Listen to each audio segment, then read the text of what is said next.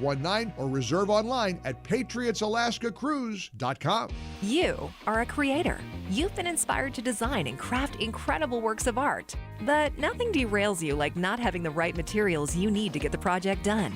K&S Precision Metals prides itself on having the right metal pieces for you to be a maker. With a huge array of metal products for every part of your project, from beginning design to the finished product, K&S Precision Metals provides brass, aluminum, copper, stainless steel tubing, wire, and more. K&S Precision Metals only supplies the highest quality metal items. Each piece is pure metal with no lead or fillers. You can feel good that your project is made with metal manufactured right here in the USA.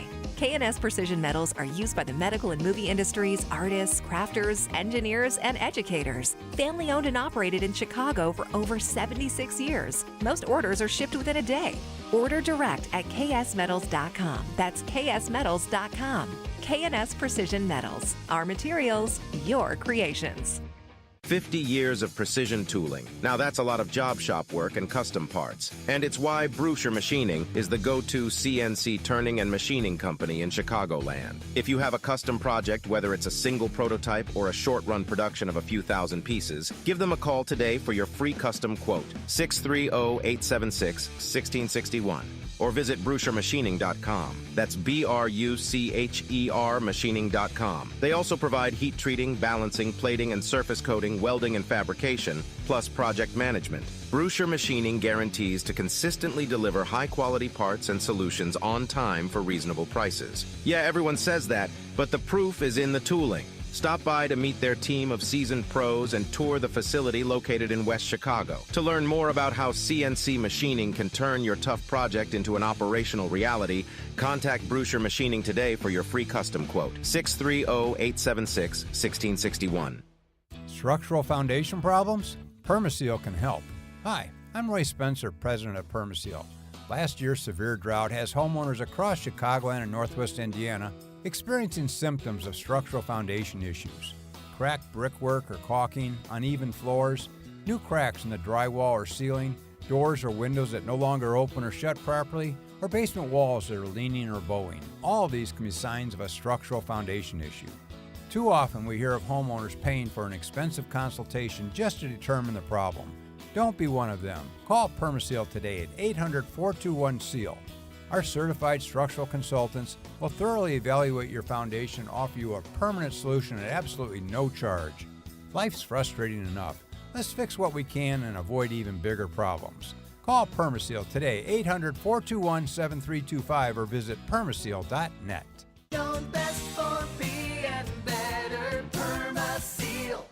Hi, it's Randy Donnelly from Donnelly Auctions in Union, Illinois, and I want to talk to you about your unused basement rec rooms. We all had them back in the 60s and 70s with jukeboxes, pinballs, and slot machines, Coca-Cola signs, and even gas pumps. We all had a great time in those days, but fast forward, and I'll bet you haven't gone down there in years. That's where I can help by turning those items into cash through Donnelly Auctions. We have thousands of customers online eager to bid on your items, and it's easier than you might think. Just give me a call at 815-923-7000, and I'll make those items fit in your wallet. Look us up online at DonnellyAuctions.com to see all of the items that we can sell for you. Give me a call today at 815-923-7000, and don't forget to check out the Donnelly Auctions Hour Saturdays at 1 o'clock on AM 560. Subscribe and check out the podcast too. I'm Randy Donnelly, and I'll see you at the auction. We live in a high-tech world, yet nature is so complex that it's impossible for humans to even come close to duplicating it with all the technology in the world. Witness the spectacular things we see in nature and how they should inform one's faith in the latest book by Jeff Tischler, High Tech versus the Highest Tech. This 78-page paperback book is a must-read, packed with fascinating facts and colorful illustrations, laying out undeniable evidence for intelligent design and an all-powerful creator. And High Tech versus the Highest Tech is written in a way that all age groups can understand and enjoy. Get the book High Tech versus the Highest Tech by Jeff Tischler, offered through Milk and Honey Ministries for just $9.95, plus shipping and handling, with 100% of the proceeds going to missions. And for a limited time, $1 from each book sold goes directly to Food for the Poor. Order your copy today. Call toll-free 1-800-733-9262. Also available from Google Books or your favorite online bookseller. Special rates available for schools, churches, and mission outreach. Lots of channels, nothing to watch, especially if you're looking outside of big corporate control. It's time to interrupt your regularly scheduled programs with something worth watching. The new Salem News Channel. Straightforward, unfiltered, in-depth insight and analysis from the greatest collection of conservative minds, all in one place. SNC is home to Dennis Prager, Mike Gallagher, Sebastian Gorka, and more. Watch anytime on any screen. Free 24/7. Find what you're looking for at snc.tv. Paid for by Christian Care Ministry. Let's see, if something costs less, but people are happier with it, that sounds like something to look into, and that is Metashare. Maybe you've heard switching to Metashare to pay for healthcare can save many families up to $500 a month, and that is huge. But it's also true that people are way more satisfied after making the switch, too. The member satisfaction rate for Metashare is double that of the typical health insurance plan. Double. Metashare works, too. It's been around for 30 years. Members have shared more than $5 billion of each other's bills. People love having telehealth and a huge nationwide PPO network. So, yeah, really, you can save a ton and like it better. Imagine being happy with how you're taking care of your health care. So if you're self-employed or part of the gig economy, or you just want a plan you're happy with, you can call right now. You'll get a price within 2 minutes. So see what you can save. This is a very, very smart use of 2 minutes. Here's the number you need. Call 855-51-BIBLE. That's 855-51-BIBLE, 855-51-BIBLE. Now, from the Signature Bank Studios. Portions of the following show may be pre-recorded. This is Chicago's Morning Answer with Dan Proft and Amy Jacobson on AM 560. The Answer. Top of the morning, Dan and Amy. Personality hires. Well, you're going to have a lot of excess cash hanging around, I guess, to make personality hires. Gen Z workers say they should be hired for their personality, not productivity. Ever had one of those? 312-642-5600, turnkey.pro answer line, 64636DA, turnkey.pro text line. The personality hire is the person whose function in a corporate setting is to provide the jokes, banter, playfulness needed in order to, quote, set the vibes, unquote. In so fact, who's that person here on our show? Well, obviously it's me. I mean, of course. Lighten the mood, right? Nope. Fun, playful. Corporate America employee Bella Rosa Mortel, 22-year-old self-proclaimed chief vibes officer. No. Told her Business Insider previous managers have appreciated her energy, calling it the nicest compliment she has received. There's examples of this. You have, this is, I guess, popular sharing going on TikTok. She said she does these this integration of Gen Z lingo into the office parlance, and she did these TikTok videos, and the manager at the software company she works at found the videos hilarious. In a team call yesterday, he was like, before we get started, Bella Rose, do you want to set the vibes for our call today? Oh, God, stop. Her videos have sparked realization among so-called personality hires who feel their mission is to lighten things up, not lighten someone else's workload. 312-642-5600, turnkey.pro answer line. You could also talk to us on our text line, 64636. Type in DA, then a quick comment. I'll tell you, I mean, it's pretty innovative. I mean, if you can get away with this scam, then, good for you. I would have to say, I think our vibe director is definitely Justin Kosick, hands down. The personality hire is also the client whisperer. The personality hire is crucial to the social equilibrium of the workplace. That's some of the benefits provided by the personality hire. Does he provide that, though? I don't know. That's what I say. I think it's. Right. I mean, I'll tell you, there's a way to test it. Who's Okay, the person what are I we hire, doing? and who's the workhorse. There's this test that was posted. It's the 8th grade Constitution test in Illinois. 15 questions. All right. Oh, God. Let's see who's. You Let's tell see. me we're going to do math today, or have No, a it's no quiz. math. No, Constitution test. No math. Constitution test. Okay. No. All right. So we'll alternate these questions. I haven't taken the test. I'm fairly God. confident I'm going to do well. Are we seriously doing this? We're doing it because we have to see is who's bringing the personality, lightening the mood, setting the vibe, and who is the staid, pasty, white egghead. Are Quinn and Justin going to play along with No. us too? No. Oh, wait. It's for 8th graders. I know, but 5th grade math sometimes is You're still not. It's still not math. It's the Constitution. Do you want the first question, or do you want me to take the first question? No, just. They're true and false. I know. You get a 50-50 shot. Okay. Do you want to go first? Or you want me to go first? I'm going to go first. Illinois became a state in 1848 and was the 21st state. True or false? Are you answering that, or are you asking No, me? I'm asking you. Illinois became a state in 1848 and was the 21st state. That's Dan false. Proft, is that true or false? False. Became a state in 1818. Correct.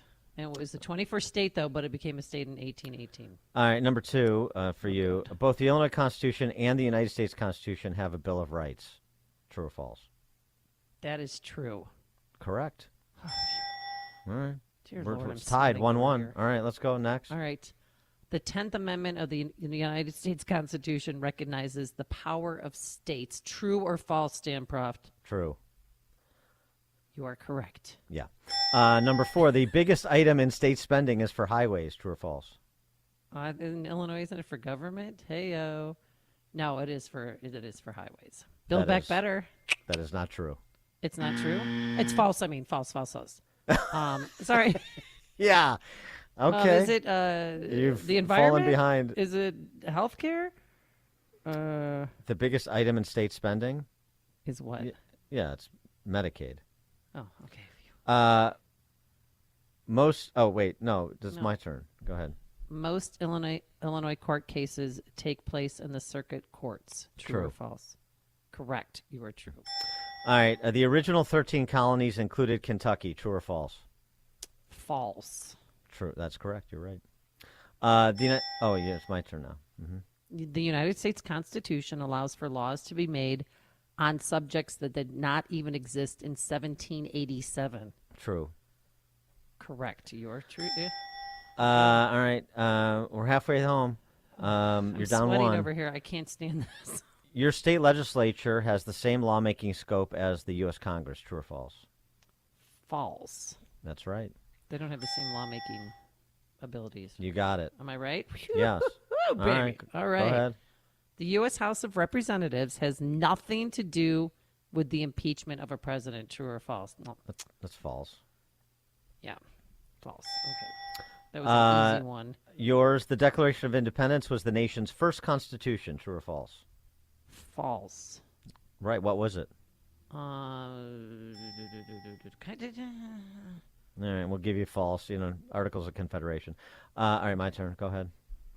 The Bill of Rights are why do you get the easy ones? These are all easy. But anyway, go ahead. You get a really, really easy one. The Bill of Rights are the first 10 amendments to the Constitution. True or false? True. Okay. The U.S. Supreme Court justices are appointed by Congress. True or false? It is false. The president correct. appoints U.S. Supreme Court justices. But the okay. Senate has to confirm them. Very good. Because All those right. hearings are fun. That Brett Kavanaugh one, I will never forget that as long as I live. Must have been watching Schoolhouse Rock lately. Okay, go ahead. The Declaration of Independence came before the signing of the U.S. Constitution. True or false, Dan Proft? True. Correct. Yes. States can make treaties with foreign countries.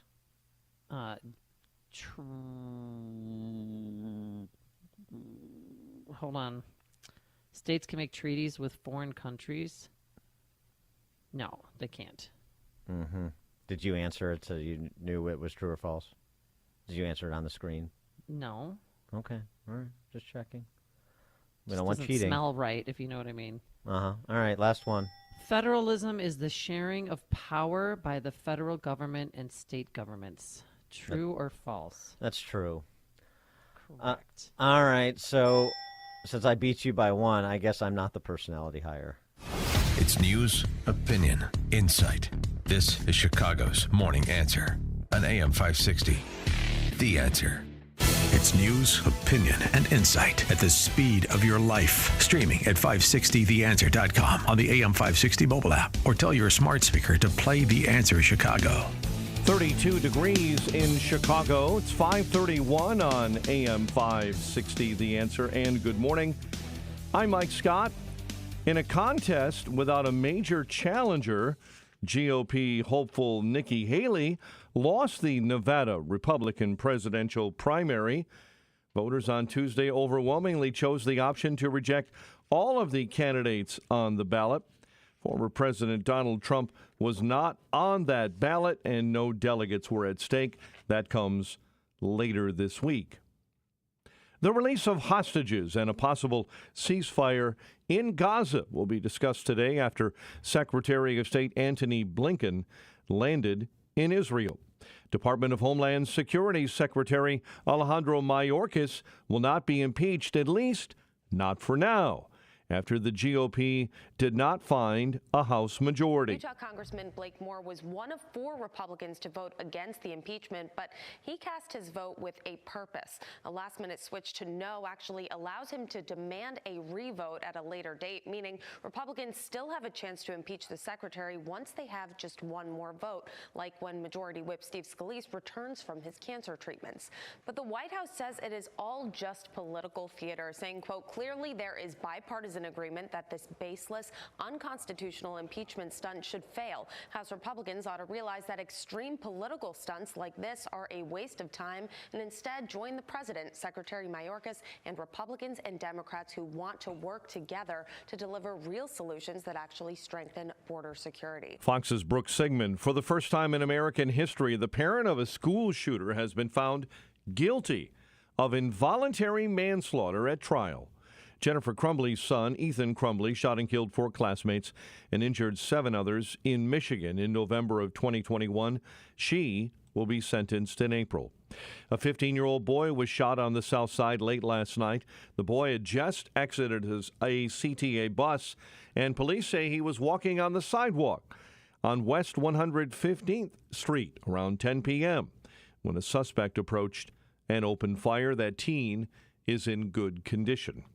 Chicago Sun-Times reports the city of Chicago will be forced to allow one group to march on sidewalks near the United Center near the DNC this summer.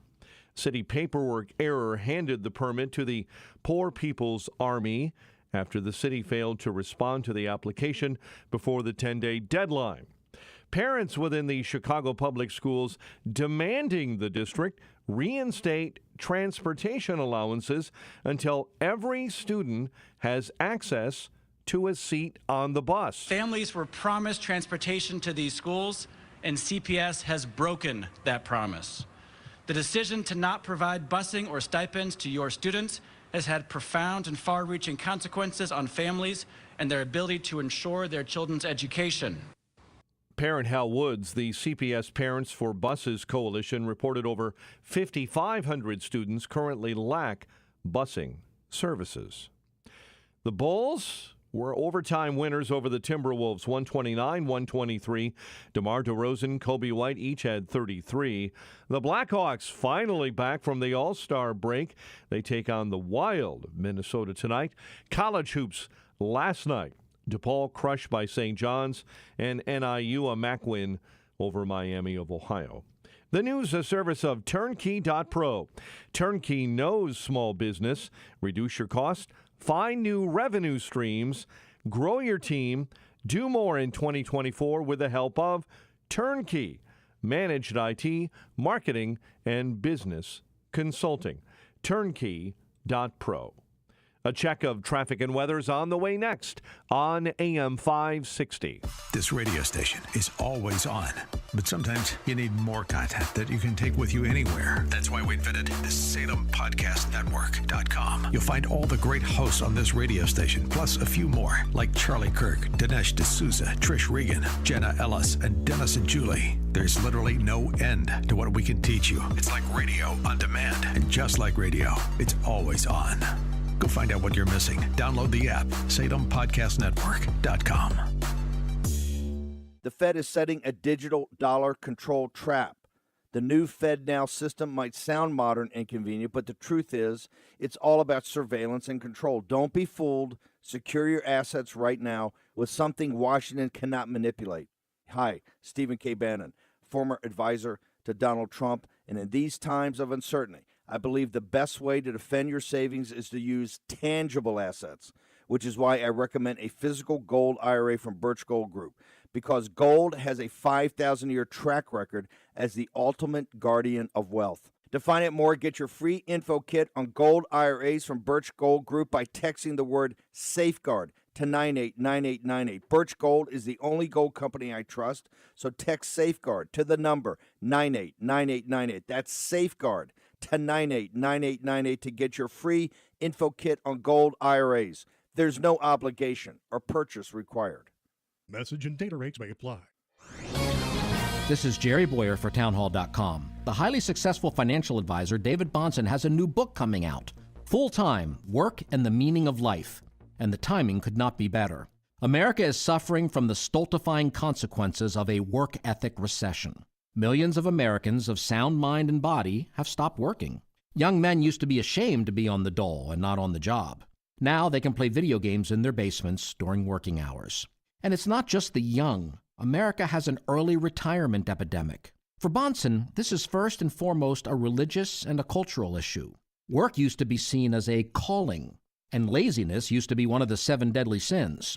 Economic historians have long understood that modern capitalism depended not just on free markets and personal virtue, but also on the Protestant work ethic. We need it back, and we need it back now. Otherwise, America will sink into the economic stagnation from which our work ethic freed us. Don't let a cold, sinus infection, or allergies ruin your day. Breathe easier, sleep better, and feel healthier with Navage. Visit Navage.com, Walmart, Walgreens, CVS, or a store near you. We're at 5:38 in Chicago. Let's get a check of the roads. Team Hochberg Traffic Center time. Inbound Ike, solid traffic inbound between Manheim and 9th Avenue because of an earlier accident that had shut down the Eisenhower. They have just reopened it. All vehicles have been moved to the shoulder, but there's still big delays this morning on the inbound Ike. The Stevenson has an accident on an exit ramp right to northbound County Line Road. That rollover is in the ditch, and emergency equipment being moved right now to clear that exit ramp. That should be out of your way shortly. Dan Ryan, overnight construction in a right lane until 6 a.m. outbound between 91st and the Bishop Ford I-57 split. Chicago's Morning Answer with Dan and Amy continues next. AM 560 Weather Center forecast. Patchy morning fog, otherwise cloudy and mild at a high near 50. Currently 33 at O'Hare, 34 at Midway, 31 in fog in Aurora. In fact, a dense fog advisory to our west throughout the morning. Your next news update is at 6. Chicago's Morning Answer continues next on AM 560, The Answer. Now, from the Signature Bank Studios, this is Chicago's Morning Answer with Dan Proft and Amy Jacobson. If you're looking for the latest news, insight into what it means, and the sharpest opinion, there's only one station in Chicago where you can turn, and it's this one. We're AM 560, The Answer. Top of the morning, Dan, and in for Amy J this morning is the estimable John Cass, johncassnews.com. John, hey, thanks Dan. for joining us. Hey, yes. everyone. I rode my horse over, a nice Lipizzan stallion, and we're ready to go. Just a slight trot from your compound in the Hoosier State. And Green Acres, as we call it. And a shout out to Osney, the Uber driver, who got me here. So thank you. All right, very good. A lot of stars, good tip, because I always tip. What is your Uber rating higher than my Uber rating? Do you ever look at that? What's your user rating? I don't know. I just started really using Uber. Oh, But you you have know- people for that to look at your user rating? But you had asked me if I could fill in some other days, and they had mentioned, one of the producers here mentioned that maybe you guys would pick up the ride. So if you do, I can fill in more easily. The rich getting richer. Yeah. Yeah. No, 'Cause we don't like to spend our own money on things like, I would never take public transportation. You know why? Because there's too much public involved. Yeah. Well, I'll run that up the flagpole with the brass here, and I'm sure we could arrange something. Cucumber sandwiches? Yeah, of course. Iced tea? No, yeah, of course. Sure. Yes, we'll get in touch with your people to get all the details. I know you're sort of a no green M&Ms guy, and we don't want an Remove incident. the crusts. Yeah, right. Yeah. All right, we got to talk about. There's a lot of action yesterday on a range of issues, including the trouble that both Senate Republicans and House Republicans are having at herding the cats. This was an amazing reversal. The McConnell Senate Republican leadership reversal on legislation they sponsored and put Jim Lankford on point to negotiate. This statement from Senator John Barrasso, he's a Republican from Wyoming. He's the chair of the Senate Republican Conference and one of Mitch McConnell's top guys. Listen to this statement. For 3 years, President Joe Biden and Senate Democrats fought every attempt to protect Americans from the crisis at our southern border. The results of the open border policy have been predictable and deadly. Senator Lankford worked relentlessly to change the course of this crisis. He fought for us to close the border and for return to policies to stop the flood of illegal immigration. Joe Biden and Senate Democrats failed him and failed the country. The proposed legislation does not meet most Americans' standard of securing our border now. It doesn't force the Biden administration to end its abuse of current law. It leaves in place a number of Democrat-created incentives that are fueling the crisis. President Biden and Senator Schumer will never accept the significant changes required for American safety and border security. And so on. Joe Biden will never enforce the border, and so on. Wait a second. Jim Lankford, the guy you're crediting for his tenacious negotiation, was out, for the last several days on the talk shows making the case that this legislation should go. And now it's Biden and Schumer failed the American people. I don't smoke anymore, but if I did, I would have a delicious Camel filter and maybe a medium sweet Greek coffee and savor it while watching Mitch McConnell squirm, because there's nothing squirmier than a combine boss when the combine is starting to turn on him. Well, that's just it, isn't it? I mean, although they call it uniparty, they don't know what they're saying. But I mean, understand politics. What's happening internally, right? You've had this revolt. It's not going anywhere. It's DOA in the House, and so they got to figure out some position to which to retreat to then still identify a path to getting $60 billion to Ukraine, which seems to be what McConnell is completely fixated on. But and they probably feel bad for Lankford because, of course, he's the human shield. The good soldier, he followed his leader, and the leader led him into a swamp. It's just amazing. It's because so I mean, think about the debate we were having up until this legislation dropped on Sunday, and now, everybody's running away from this deal that both sides that negotiated it were promoting, and then you got the big guy that's got to go out there. Well, if they're going to blame me for something I'd sign that they were part of the negotiation, then I'm going to blame not Mitch McConnell, but of course Donald Trump. The result of all this hard work is a bipartisan agreement that represents the most fair, humane reforms in our immigration system in a long time, and the toughest set of reforms to secure the border ever. Now, all indications are this bill won't even move forward to the Senate floor. Why? A simple reason: Donald Trump. Because Donald Trump thinks it's bad for him politically. Therefore, he doesn't, even though it helps the country, he's not for it. He'd rather weaponize this issue than actually solve it.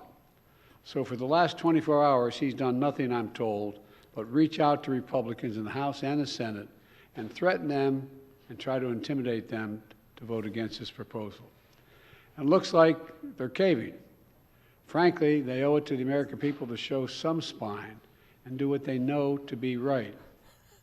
312-642-5600, turnkey.pro answer line, 64636DA, turnkey.pro text line. Speaking of spines, old man, can you and your friends ever once confront the white socialist boys who you're beholden to? You're releasing wave after wave of Hispanic, Latino immigrants into the cities of Chicago to benefit the white socialist power. But you have no concept about what damage you're creating to black people in Illinois, Chicago, and every other major city. Well, the argument is that this legislation does make the new Marxists in charge of the Democrat Socialist Party upset, that this is not something that they'll sign on to. This is an argument, by the way, that's being made. It was being made until, yesterday by so-called conservatives like Jim Langford. I mean, we had Noah Rothman on the show from National Review. He was essentially making the same argument. It's the Wall Street Journal editorial page is making the same argument that you just heard from Biden. Yeah. But it's just so. But the amazing thing. So, what was it that you didn't see if you're Senate Republicans? I mean, the concern on this is the duplicitousness. That's one layer of it.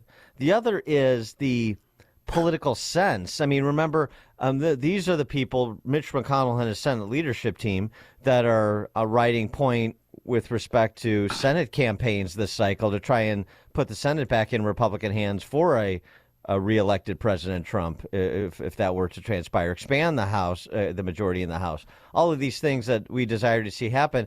And which part of the last several weeks was unclear to you? Which part of Ted Cruz and Mike Lee and J.D. Vance and Rick Scott and others standing at a podium saying, Ron Johnson, we had on the show last week, saying, first of all, we haven't seen the actual language, but if what is being reported is accurate, which, of course, it turned out to be, then this thing is going nowhere and should go nowhere. I mean, J.D. Vance, listen to J.D. Vance yesterday about this. Like, you had no idea this was going to receive such resistance that what the Wall Street Journal editorial board was going to push Republicans to vote for something that they don't want to vote for.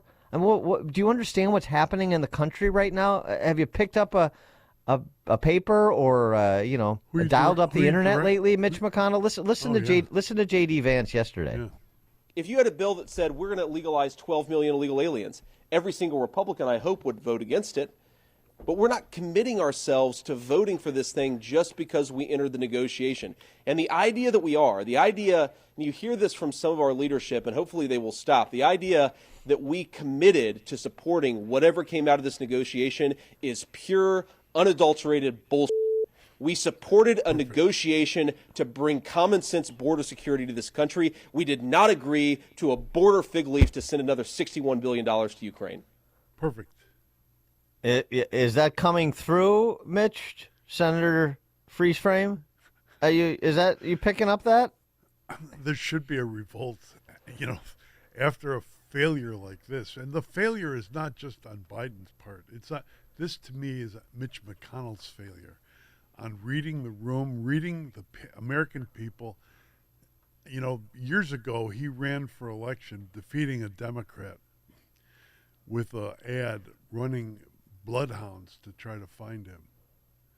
I'd suggest you get a bunch of bloodhounds and try to find Mitch now, because where's he? Where's Mitch?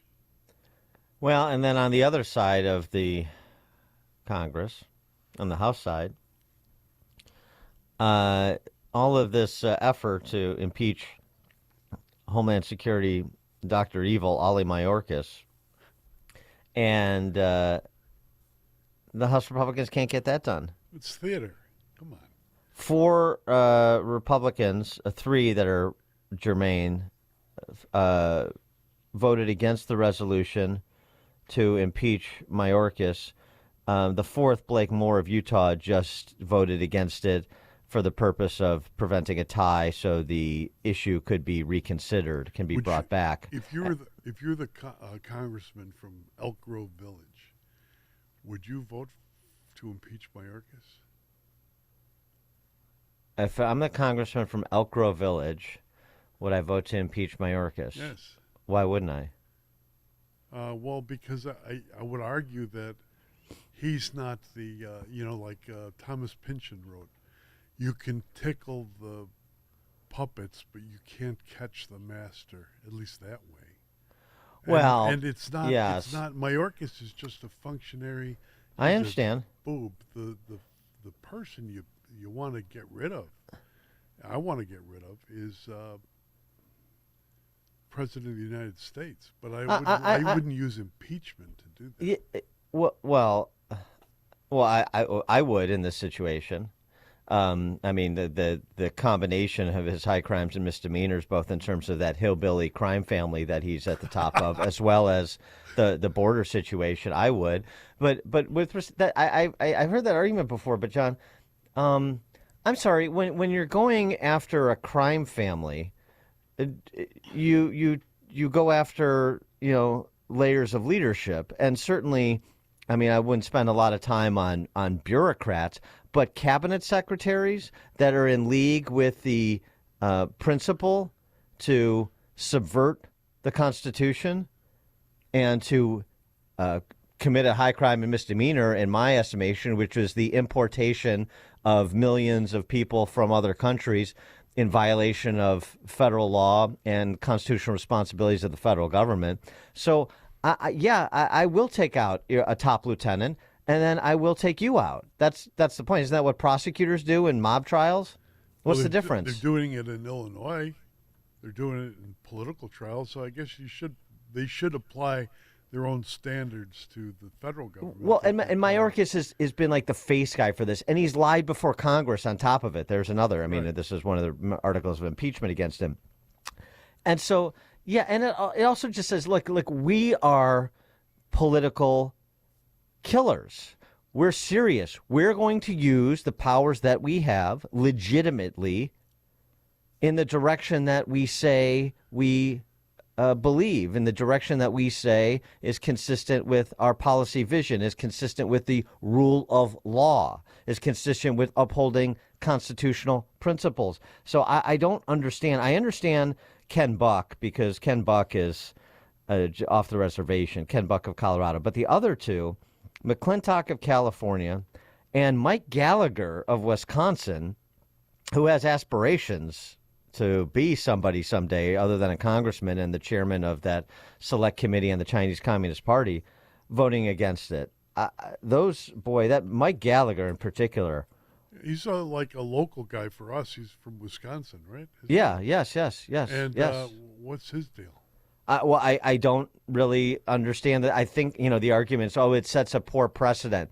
The setting precedent is a moot issue. The precedents have been set. The precedents were set when they impeached Trump the way they did twice, over what they did twice. And I know that's a president and this is a cabinet secretary. And no. This is all fruit of the poisonous precedent that you set, Democrats, socialists, when you did this with respect to Trump. So if you want détente on this, fine. We'll negotiate after the fact, after you feel some of the impact of the poisonous precedents you set. Look, this whole thing, this deal, this border deal, Mitch McConnell likes it because it undercuts Trump. Okay? He hates Trump. But this he's hated conservatives ever since the days of the Tea Party. Yeah, but this is, even if that's true, this is like nose for your face. I mean, you may hate him, but all you did was strengthen him. So, where's the judgment? Where's the realpolitik? McConnell's a mechanic. He's a transactional guy. He wants to be majority leader, ostensibly. It's tone deafness. Or maybe it is. Maybe it's part tone deafness and part political tone deafness and part political blindness, hate of Trump blinding him to what was sensible in this moment. Carl in Big Cabin, Oklahoma, who I think is in Wisconsin. I want to make a yeah, I'm in Wisconsin. I want to make a point after I make the joke. I can imagine Mitch McConnell and Joe Biden sitting there eating ice cream talking about this bill and negotiating. It'd be just neither one are coherent anymore. Now, I want to make a really good point. This all goes back to Reagan when he did the original amnesty. You probably between Reagan's time and the late 90s, you got 15 million. Then from the late 90s through early, up to now, you got 20 million in here. And now with this bill would be another, in 10 years at 5,000 a day, it'd be another 20 million. It's all about the census and congressional seats. That's 40 million in those blue areas and more congressional seats, ensuring Democrat power permanently. They need to change the census where it's done by citizens, not how many people are in your district that are not citizens. Thanks for the call, Carl. Brian, St. John, Indiana. Hey, neighbor. Hey, good morning. In terms of the border bill, Mike Braun is a hard no. Rhino Young is allegedly a no, which makes me happy. But my question for you, Mr. Croft, is if it's a simple majority to pass this bill in the House, I don't know if that's the case, you tell me, but if it is, how can we be so confident in it dead upon arrival when we have Republicans constantly straying from the pack and not voting in lockstep like the Democrats? That's all I got. Thank you. Thanks for the call, Brian. Well, I don't think there's much straying on this issue, number one. Number two, I don't think after what's happened, there's going to be any incentive for any House Republican to pick this up and try and run with it with Democrats. And it's basically been completely tubed. They're per the Barrasso statement, damn that Joe Biden, per that statement, they're walking away from it. Now, will they try to come back with something else? Well, but you're on a clock now. What else is Pagliacci Schumer really willing to give? They may come back with something else to try to backdoor that Ukraine funding that McConnell wants so much, but I don't think it's going to take the form of what you saw surrendered yesterday. All right, coming up at 6:06, we'll take this issue local. We've got to update the results of the meeting of the Troika.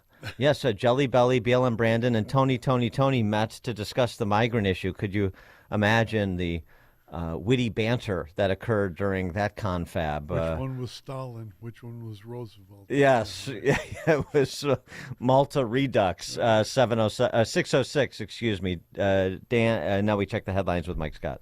Dan, inbound Eden's pavement repairs will really cause problems later this morning. A teen shot on Chicago's south side, and CPD is investigating the death of an infant. WIND Chicago News Time is 6 o'clock. A loss for House Republicans and a loss for Nikki Haley.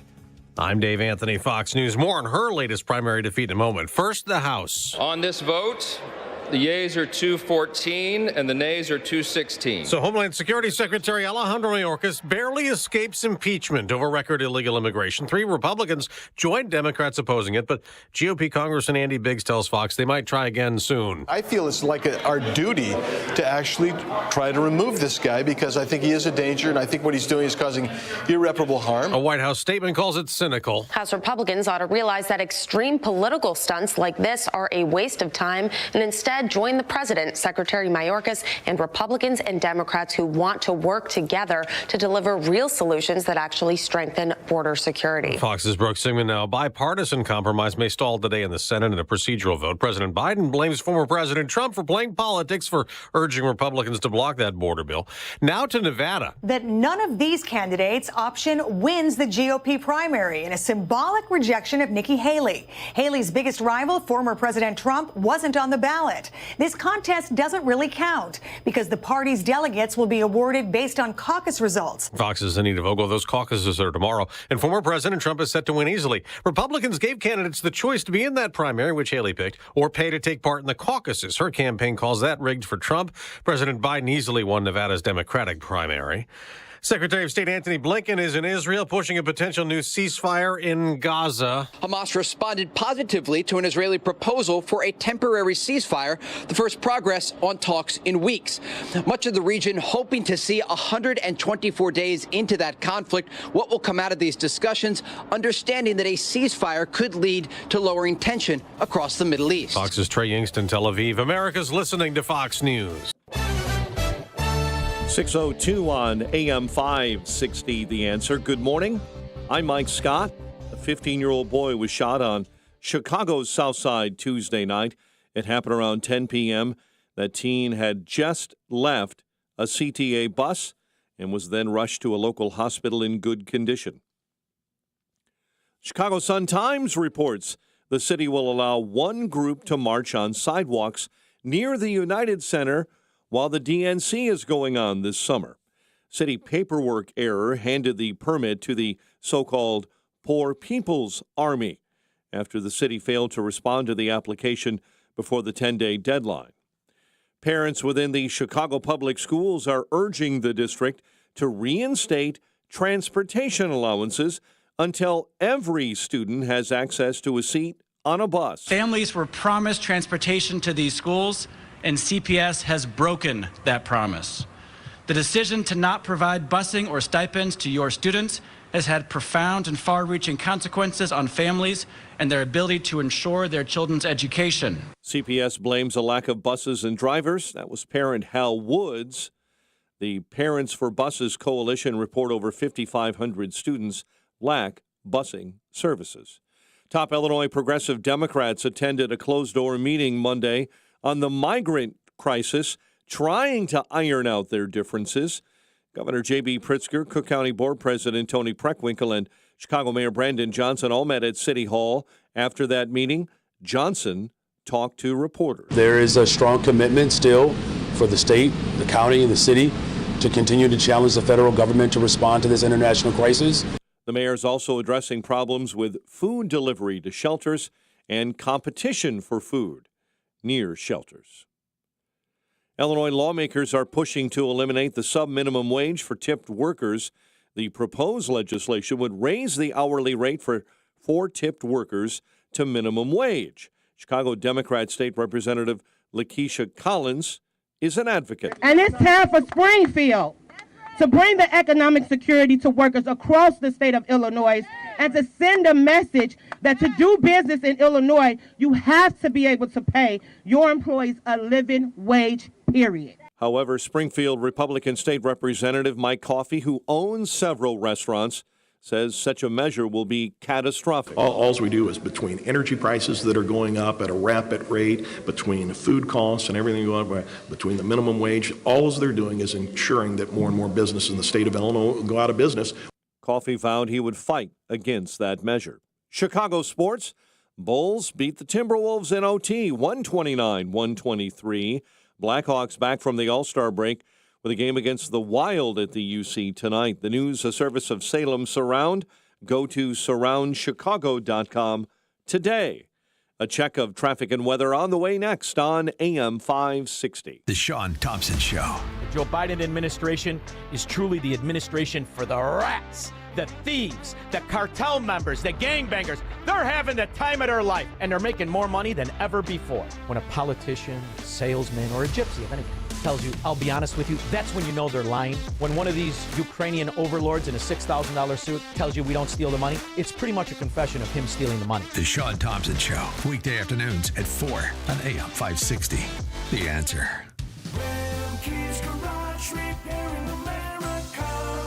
Cooler weather is here. Is your vehicle ready for the winter? Remke's Garage, your diesel engine and transmission specialist, can inspect your vehicle so you won't end up on the side of the road. Take it to the experts. Take it to Remke's Garage. The shop at Remke's Garage is equipped with state-of-the-art diagnostic equipment and highly trained technicians. When was the last time you changed your filters, checked your batteries, inspected your tires, belts and hoses, or flushed your coolant? Be prepared. Bring your Mercedes Sprinter, Ford Power Stroke, Dodge Cummins, Chevy Duramax, or Isuzu diesel truck to Remke's Garage and have your tires inspected as well. Ask about the fleet-worthy commercial-grade Toyo Celsius Cargo all-weather tire. The premier tire to accommodate the rainy, icy, snowy, and cold weather we encounter here in the Chicagoland area. Don't get stuck. Remke's Garage is your diesel and Toyo tire headquarters. Visit remkesgarage.com, that's REMKES garage.com, and schedule your inspection today. You know, our friends at Henry Repeating Arms, they manufacture a line of very high-quality rifles, shotguns, and revolvers that you can be very proud to own. Now, they're made in America with parts and materials also from America. Now, they use old-world craftsmanship combined with cutting-edge technology to deliver reliable and accuracy that you can trust in any situation. Now, they're easy to use and maintain. It makes them an excellent choice for both a novice and experienced shooter. Henry has over 200 models, so you can find the firearm that's right for you. There's also new releases all throughout the year. And every purchase is backed by their lifetime warranty and the company's owner. Anthony Imperato also gives his personal guarantee for 100% satisfaction. Now, make sure you go to their website, henryusa.com, order their free catalog. They'll send you free decals and a list of dealers where you are. That's henryusa.com. Free catalog, free decals, and a list of dealers where you are. You're going to love this company and these firearms like I do. Success. It's discipline, it's teamwork, it's the drive and confidence and passion inside of us that comes before all recognition. It's the best of each of us made better by the best in all of us. It's what Stifel has been doing for over 130 years. And it's why Stifel is one of the fastest growing global wealth management and investment banking firms in the industry. Stifel, where success meets success. Find a financial advisor at stifel.com. Stifel Nicholas and Company Incorporated, member SIPC and NYSE. At Inspired Closets Chicago, there's no place they can't transform. Life is busy, and an organized space helps calm the chaos and bring order to your family's daily grind. Inspired Closets Chicago takes care of everything from start to finish. From your free in-home design consultation to developing your 3D design through installation, Inspired Closets Chicago makes it easy so you can enjoy the process. Learn more at inspiredclosetchicago.com or visit one of their showrooms for inspiration. Proud sponsor of Food for the Poor. 6:08, let's get a quick check on the roads. In our Team Hochberg Traffic Center, things are looking okay right now on the inbound Edens, but prepare for bad stuff later on today after 9 p.m. as they do daytime roadwork emergency pavement repair in 2 right lanes of the inbound Edens from 9 to 2 today. Just put that in your day plan. Stevenson inbound, stop-and-go traffic already. Harlem to Kedzie. Dan Ryan in, jammed up from the Bishop Ford merge up to 91st. Bishop Ford itself stop-and-go at 111. At 6:09, it's time to call Permaseal, 800-421-SEAL. Chicago's Morning Answer with Dan and Amy continues next. Now, your official Chicagoland weather forecast with Steve Williams. Starting off with a bit of patchy fog this morning. It'll be cloudy today, the high 50. Mostly cloudy tonight, low 43. Clouds and breezy, a passing shower or two for the afternoon. The high tomorrow at 57. I'm Steve Williams on AM 560, The Answer. Partly cloudy and 32 at O'Hare, 32 Midway, 30 and fog in Aurora. Your next news update is at 6:30. Chicago's Morning Answer continues next on AM 560, The Answer. Now, from the Signature Bank Studios, this is Chicago's Morning Answer with Dan Proft and Amy Jacobson on AM 560, The Answer.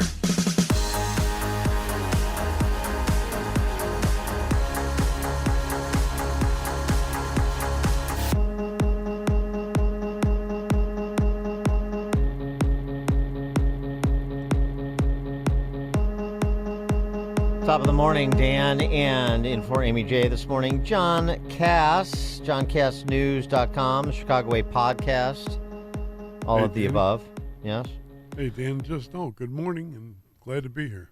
Yes, sir. Oh, okay. That's just a top of the morning. Yeah, that's it. Just a little salute.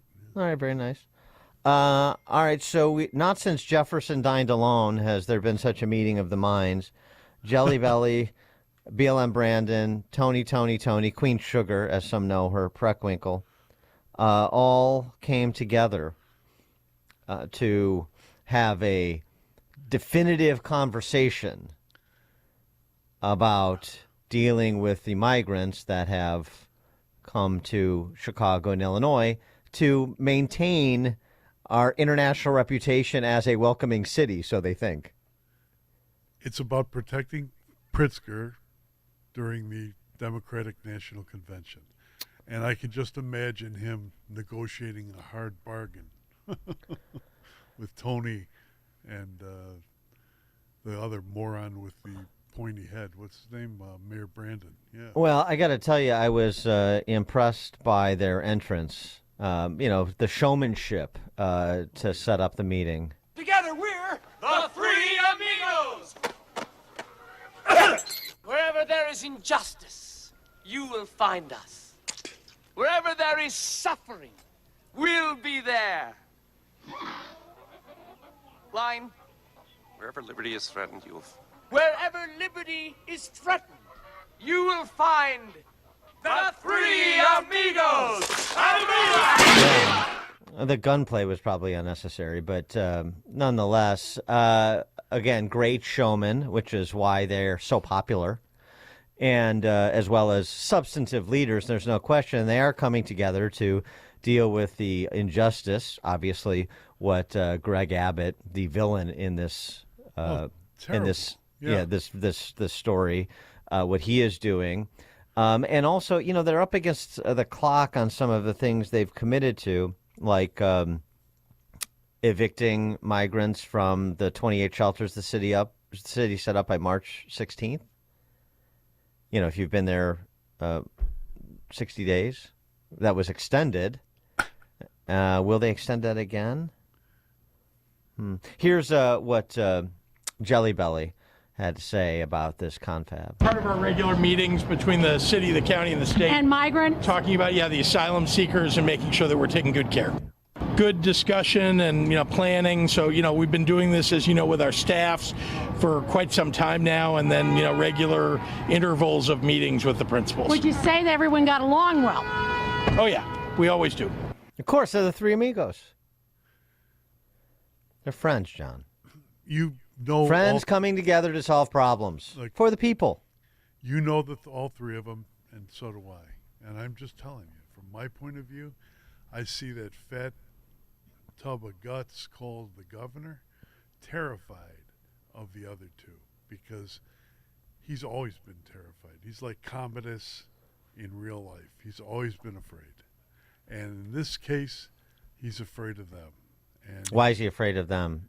He cannot handle any kind of confrontation, particularly, and it holds that the one thing that liberals hate to be called is, especially white liberals, is anywhere near the race card, right? And that's how he plays. He's like a total bag of goo, and he's afraid, and so they can bully him around, and all he wants to do is get through this convention, I guess. 312-642-5600, turnkey.pro answer line. 64636DA, turnkey.pro text line. Well, maybe this was one of the ideas that came out of that meeting. I don't know. It's probably planned a little bit in advance. Maybe this was something that Pritzker just informed his compatriots about to show how committed he is to the sanctuary state status of Illinois. This from IDES, the Illinois Department of Employment Security. Yeah. There's a webinar tomorrow. You might want to put this on your calendar. It's 10 a.m. sharp. Are you an employer out there? Are you an HR professional? Are you a hiring manager? Are you a diversity and inclusion advocate? Oh, That's everybody. Yeah. Integrating new arrivals in the workforce. Considerations for Illinois employers. Right now in Chicago, I mean, this is, those are actually taking advantage of or, last resort type options. About 13,500 migrants in 28 active shelters. And one of the things that's a problem, I mean, not for the Three Amigos, but would technically be a problem under the law, is many of them don't have work permits.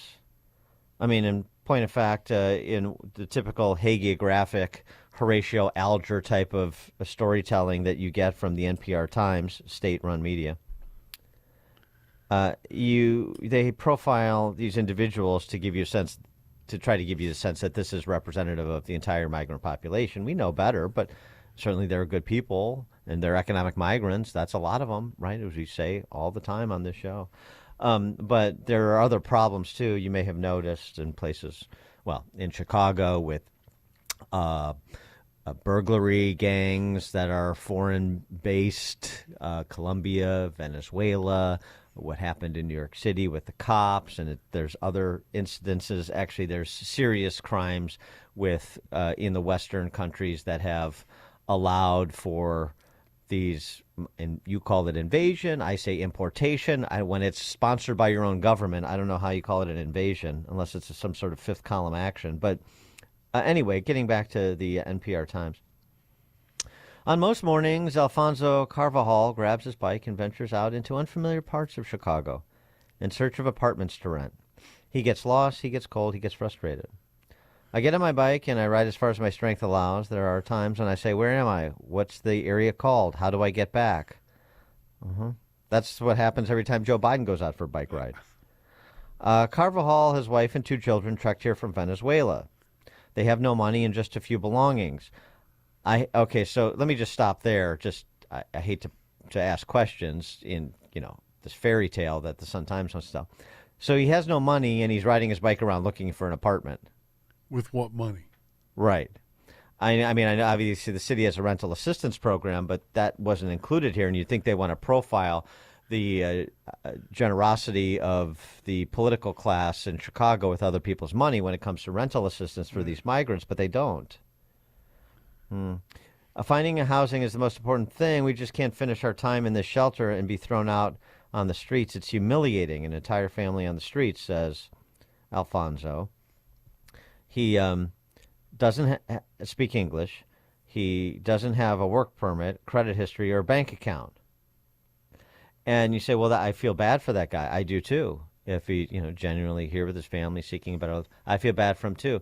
And you know who put him in this precarious position? Partly him, and partly the politicians that we elect in Illinois, like the Three Amigos, who were happy to amplify what was coming from Biden, the Biden administration, and woo people from across the world here on false promises. That can't be said enough. The inhumane people are the people who said, come over, and this is the land of milk and honey, and we will provide. And now Alfonso Carvajal is riding his bike around Chicago with no money, no work permit, looking for work and a place to live.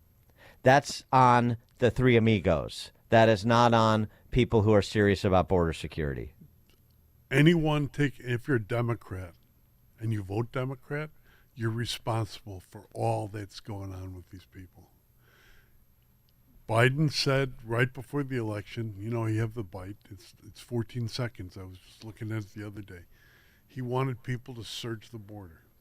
Search the border. This is to show people who we are. We're Americans. Search the border. Search the border. Whatever. Okay, so they searched it. And he took down every barrier that Trump had put up there to make the surge even more surgy. And now, when they can't make it here, whose fault is that? Is it the white guy in the western suburbs in Western Springs who perhaps did not vote for the mayor of Western Springs? Is it his fault? Dan?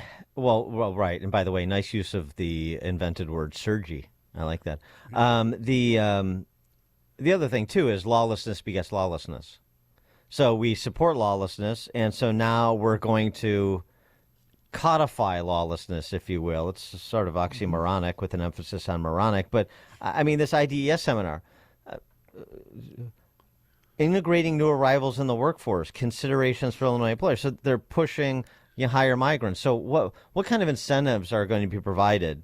What kind of programs does the state going to roll out to underwrite the illegal employment of migrants in this country?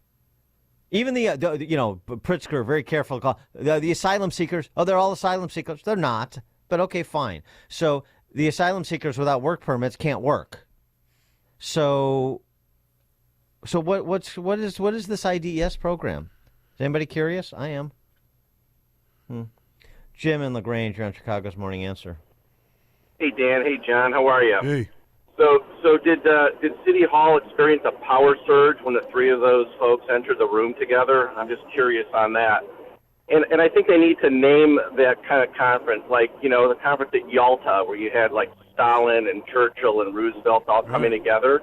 And just as a quick side to that, I'd like your opinion on which of the three, Pritzker, Preckwinkle, and BLM Brandon, were the three, Stalin, Churchill, and Roosevelt. Love your opinion. Thanks. Thanks, Jim. They were all Stalin. Yeah. There was no representative of the West in that meeting. Perfect. Right? Right. Mike in DuPage County. Yes. Hello? Yeah, go ahead, Mike. Yeah. Could you attempt to contact all the people running for the U.S. House of Representatives in Northern Illinois and ask the people running against, like Sean Casten, would you have voted for House Bill H.R. 2? Would you have voted to impeach Mayorkas? And really see what the bellwether is. Because, they're clearly more interested in adding constituency for their jigsaw puzzle district that allowed them to exist in the first place more than they are protecting the citizens of the state of Illinois. Thanks for the call, Mike. Phil and Darien. Hey, good morning, guys. John, thanks for filling in today. Hey, thank you. Yeah, so I'm wondering, Dan, New York has 130,000 illegals compared to our, 13? Is that right? Yeah, I think that's 13 in the shelters, but I think we're more I think some 25 to 35 have been delivered here, 25 to 35,000. But yeah, you're basically in the ballpark. So why does New York have so many more than us? I mean, what's it going to take for us to catch up and smoke them? I mean, why can't we have 500,000? Totally agree. Thanks for the call, Phil. Great point. There's no reason we should play second fiddle to New York. We got it right. Well, totally. We need to get rid of the unions that we don't like, and public workers the electricians are getting screwed lately. There are people being laid off. I know a couple of electricians that are in the laid off position, and all the economic upheaval, you have not yet seen it. You have not yet seen what's going to happen as a result of all these people coming and the Democrats trying to buy constituents. There's something called skills that they can't really confer, like a knighthood, like a tap on the shoulder. You have to be able to reduce the power and bring power from those high power lines into a town into a house without killing somebody and yourself. But that'll be I'm sure they'll solve it somehow, because they have to hire people. They have to put people on the payroll. Well, one of the things that may go largely unseen, right, depending on state programs that are being rolled out, and New York is continuing to roll out programs. So are we, repurposing COVID money, as BLM Brandon Johnson has done. Mm-hmm. But the thing that will be seen are things like that mob beating up those cops in New York. Oh, yeah. Things like that 62-year-old woman, if you haven't seen this yet, who was violently dragged across the pavement by this moped criminal enterprise in New York. She stopped suddenly when she smashed into, when her hip smashed into a light pole. Yeah, that's right. But is it 62-year-old woman. Broken now? I don't know her condition, but it's jarring when you see it and you think this is a 62-year-old woman being dragged like she was. Mom. Yeah. So the sophisticated criminal enterprise reporting made up of newly arrived migrants living in the New York City shelter systems. They're a moped gang. They are, according to new NYPD, they've been at least linked to at least 62 separate instances of grand larceny across New York City, and including this event that we're describing where the 62-year-old woman was dragged on the pavement by a moped. Mm-hmm. Here's Mayor Eric Adams taking a break from talking about himself in terms of, Jesus Christ. So he's the Christ child and extolling the virtues of the appointments he's made to make New York City. Matthew, yeah. But also to make New York City the national leader in chocolate leadership, if that makes sense. Eric Adams on this crime problem that he has willingly imported. Don't forget that. They're willingly doing this in Chicago and New York. Listen, we saw what happened on the video, and there are 172,000 migrants, asylum seekers who are here. Overwhelmingly, 172,000. Many are here just want the same thing all of our families want. For those who think they're going to come to our country, break our laws, assault our cops, that was not only an assault on an individual, that was an assault on our system of public safety. They're going to use organized method to commit crimes. It just can't happen, and it won't happen. Not in New York City. It is happening. The city, or while you're in this police department. This is not about the migrants and asylum seekers. It's about those who break the law. Doesn't matter where you're from and where you came from. You break the law, you're going to feel the full weight of this department. So let's go get these guys. Really? We're here in the location Here's in the the Bronx. assistant superintendent. The gun violence team, along with the grand larceny team, just conducted a search warrant here. Migrants preying on vulnerable New Yorkers in New York City. Pattern 156. Over 60 victims committing crimes as robberies, grand larcenies, purse snatches. Guess what? This department, this agency is not going to tolerate that. We will find you. Anyone that commits any act of harm against one of our New Yorkers, we're going to find you, we're going to arrest you, we're going to bring you to justice. Fred, you got anything to say? Nah, great job. Everything was handled. Everybody left safe. And Yeah. A lot of tough talk.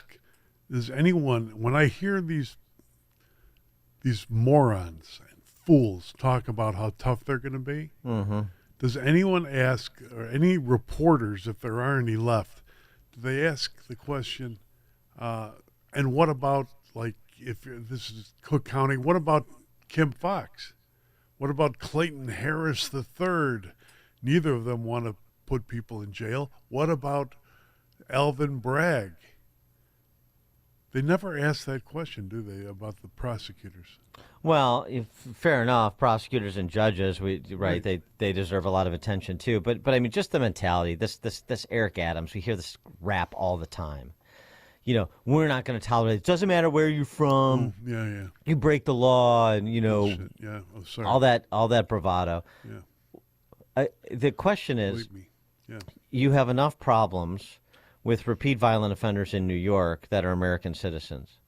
Why would you willingly import more people who are not interested in upholding or living under the law, who are interested in preying on people? I know a lot of them, and then this and that. What, you have no idea who's who. That's part of the problem, and neither does the administration you support. Dan, so why would you do Dan, this? come on, because the Venezuelan prisoners, the gang members of Venezuela who go to the prisons there, need as much love and kindness from the Democrats as do the prisoners here. They have to be allowed to pray. It's like if you have vampires, you have to let them come out and attack blood. I mean, honestly, like the leadership of MS-13, the leadership of Tren de Aragua, Right. they must watch these clips from people like Eric Adams and the leadership, the three amigos in the state, and just say, man, we are going to have our run of these places. Yeah, we are going to own New York. We are going to own Chicago. They must look at it and think this. They are gonna own New York. They're gonna own Chicago, because when they start coming up against these gangs, well, you know what? When Black Lives Matter came up against 26th Street, you notice that they didn't go to 26th Street, and the same thing with the rest of these gangs. When a soft gang comes up against a tough one, guess what? The soft one, get off the corner. Chuck in Delavan, Wisconsin. I like the article you were reading. I want to know where the guy that was riding the bike, where did he get the bike? Because if I go to Walmart, it's like $150, $1.75 to get a bike. So that she should have asked, "Where'd you get your bike?" And then that's all I had to comment on for that. Thanks for the call. I found it. These things fell off a truck. All right, coming up at 6:36, Tucker Carlson is going to interview, maybe he already has, and will be posted on X, going to interview Vlad Putin. Is this just more of Tucker Carlson collaborating with the Soviet dictator? Putin lover. 6:36. Now we check the headlines with Mike Scott. 6:32 in Chicago. In a contest without a major challenger, GOP hopeful Nikki Haley lost the Nevada Republican presidential primary. Voters on Tuesday overwhelmingly chose an option to reject all candidates. Voters can participate in both a primary. Cannot. They had to choose one. So former President Trump is not on the ballot. Nikki Haley is. But even if she wins, she gets no delegates. In fact, she hasn't been here since October. And that's because the state legislature moved to a primary system, with the Nevada GOP party opposing it and saying they're still going to only award delegates through a caucus, which is on Thursday. Haley and other Republicans have been critical of the $55,000 fee a candidate must pay in the caucus and to be in the caucus, and also accused the Nevada GOP for being in the tank for Trump. Nevada Governor Joe Lombardo admitted he chose none of these candidates as his option yesterday. Authorities say Russia has fired cruise and ballistic missiles and Shahed-type drones at targets across Ukraine. Officials said the Wednesday morning attack killed at least 5 civilians and happened while the EU's top diplomat was in Ukraine.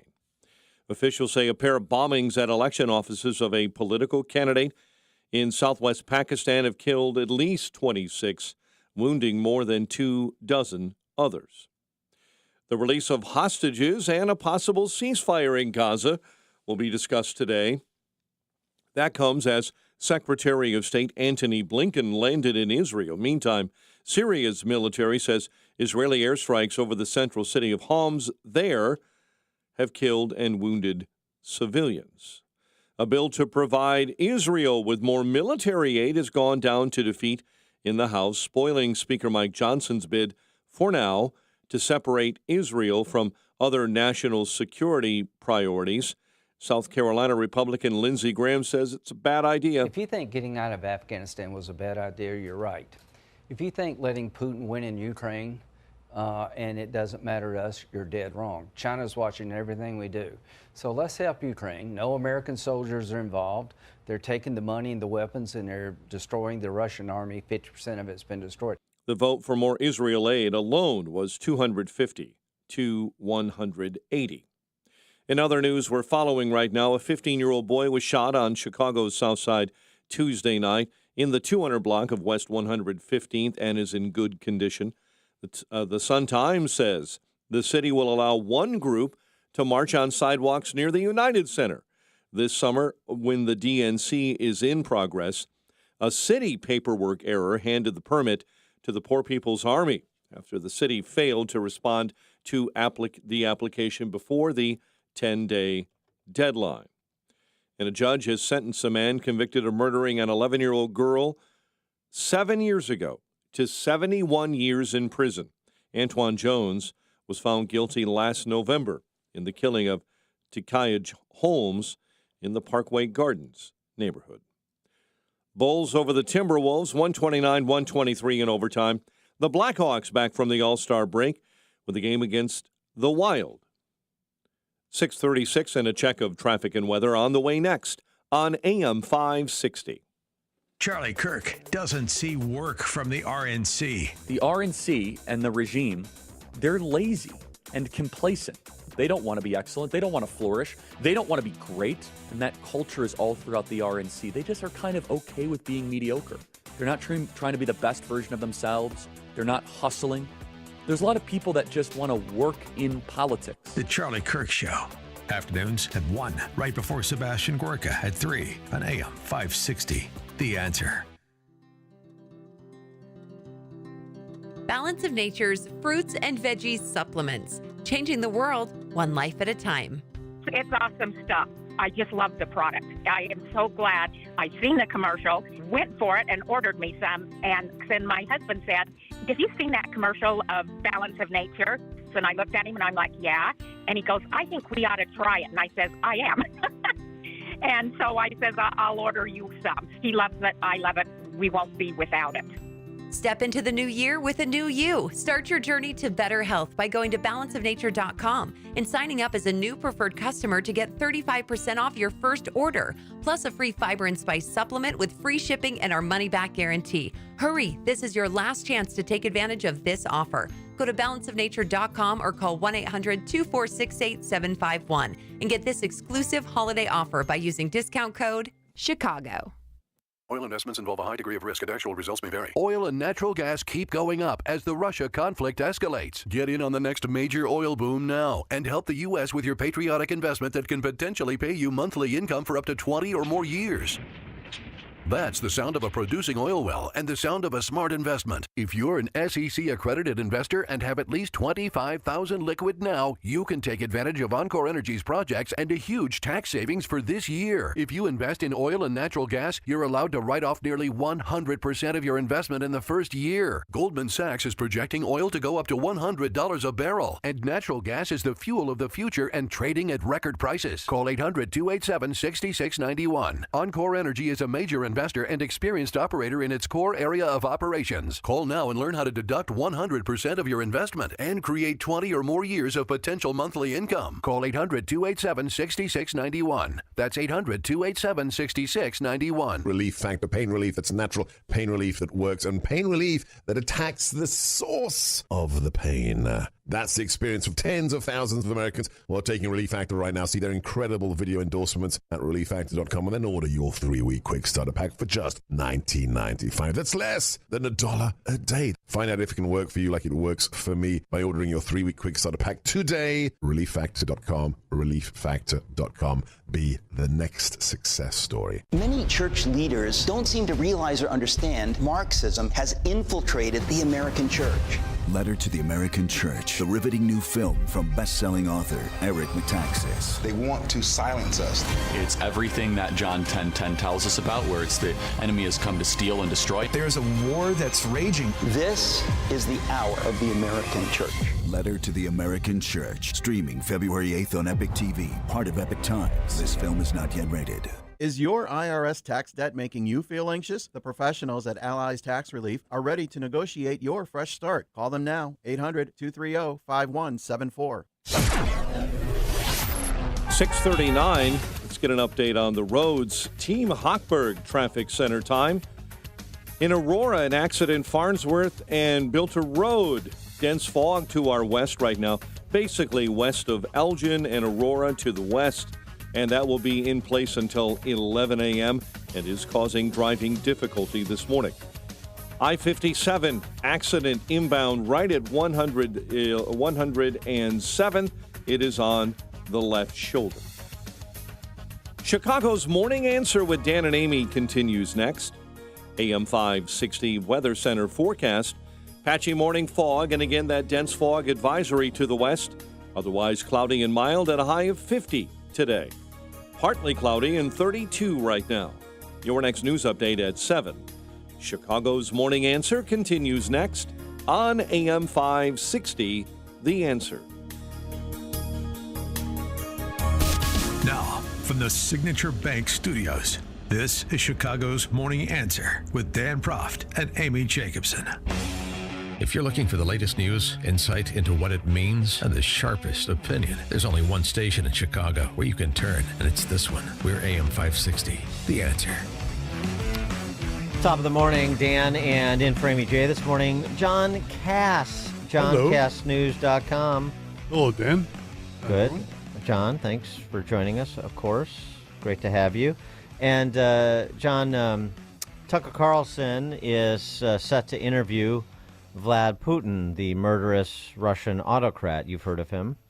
Yes, I remember when the left hated autocrats, and now they embrace them, apparently. And Tucker is on the right, and I guess he's like a Putin lover too, right?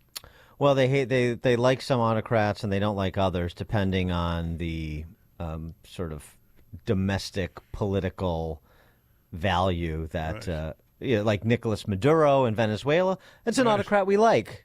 Vlad Putin, autocrat we don't like because we had this conspiracy theory about Trump being the Manchurian candidate of Putin's, and then Putin invaded Ukraine, and then we all put Ukraine flags on our social media accounts. And so we don't like Putin, but we do like Maduro. And wait a minute, I still haven't figured out. So what did they do with all the Pulitzer Prizes that were awarded to the New York Times and the Washington Post on this so-called Russia investigation that became a so-called hoax, Russia Gate? And now I don't understand where we are. What happened to it? It's in all those Pulitzer Prizes are in a museum right next to Obama's Nobel Peace Prize. Oh, okay. It's based on, potential. Potentially they could grow into real life journalists someday. Maybe they could put them in the Hall of Whispers in the Obama Palace that he's building, right? Yeah. I can't wait for Obamaland to get up and running. That's going to be a real crown jewel on the lakefront. Especially with the giant paper mache head of Obama at the top of the building, with glowing eyes that turn and find any conservative. Even they look out to Northwest Indiana, they'll find me. Like Daniel. Eye of Sauron. Yeah. Oh, nice Lord of the Rings. Well, you did it yesterday. I did it because Walter Russell Mead did it. Right. Yeah, I was flying in formation with Walter Russell Mead. Well, on this Putin interview, now again here. I like Tucker. I think he's provocative. I think he's an independent thinker. I think when he had that show on Fox, he tackled subjects that a lot of other people would, most of the rest of the legacy media, if you will, would stray away from. But it doesn't mean I always agree with them. I mean, he did say some things in the after the Russian invasion of Ukraine that were curious that I disagreed with. For example, he basically said that he's not picking sides between Russia and Ukraine. Well, I'm picking sides. I mean, a strong Russia is a threat to America. I don't want a murderous dictator, Soviet KGB, to have the run of Eastern Europe. So no, I want him to be repelled. I want him to be contained. Excuse my George Kennan. So I have a side, but that doesn't mean that we should do whatever our side demands we do, whether it makes sense for our interests or not. And this is where I think people get hung up. Like, if you don't write blank checks for Raytheon through Mitch McConnell is what you're talking about. Yes. Well, but I mean, it's sort of just the philosophy of the left. It's just like, and sometimes some on the right too, where if you're not just genuflecting before the principle of whatever organization or state that we're supporting, writing a blank check, asking no questions, following orders, then you're complicit with the other side. It's the most sort of silly line of reasoning. It is not really worthy of adult conversation, but yet it dominates our politics. It's a bit frustrating. So anyway, my point is to say, so some of Tucker's rhetoric with respect to Russia, Ukraine, I'm not on board with. I've said so at the time. I'm just repeating for the context here because we're going to play the preview he gave of the Putin interview and his rationale to do it. And it's 4 minutes, so it's a little bit long for radio purposes, but it's worth it because I think this is really well constructed. And if he takes this approach in the interview, then I think there could be some real value from it. And that's what, journalists and show hosts are supposed to do, try and extract value from people that they have access to that not everybody does, to better inform our conversations, our understanding of the world, the policy choices we make. That's sort of the point. And Tucker Carlson gets it. We're in Moscow tonight. We're here to interview the president of Russia, Vladimir Putin. We'll be doing that soon. There are risks to conducting an interview like this, obviously, so we've thought about it carefully over many months. Here's why we're doing it. First, because it's our job. We're in journalism. Our duty is to inform people.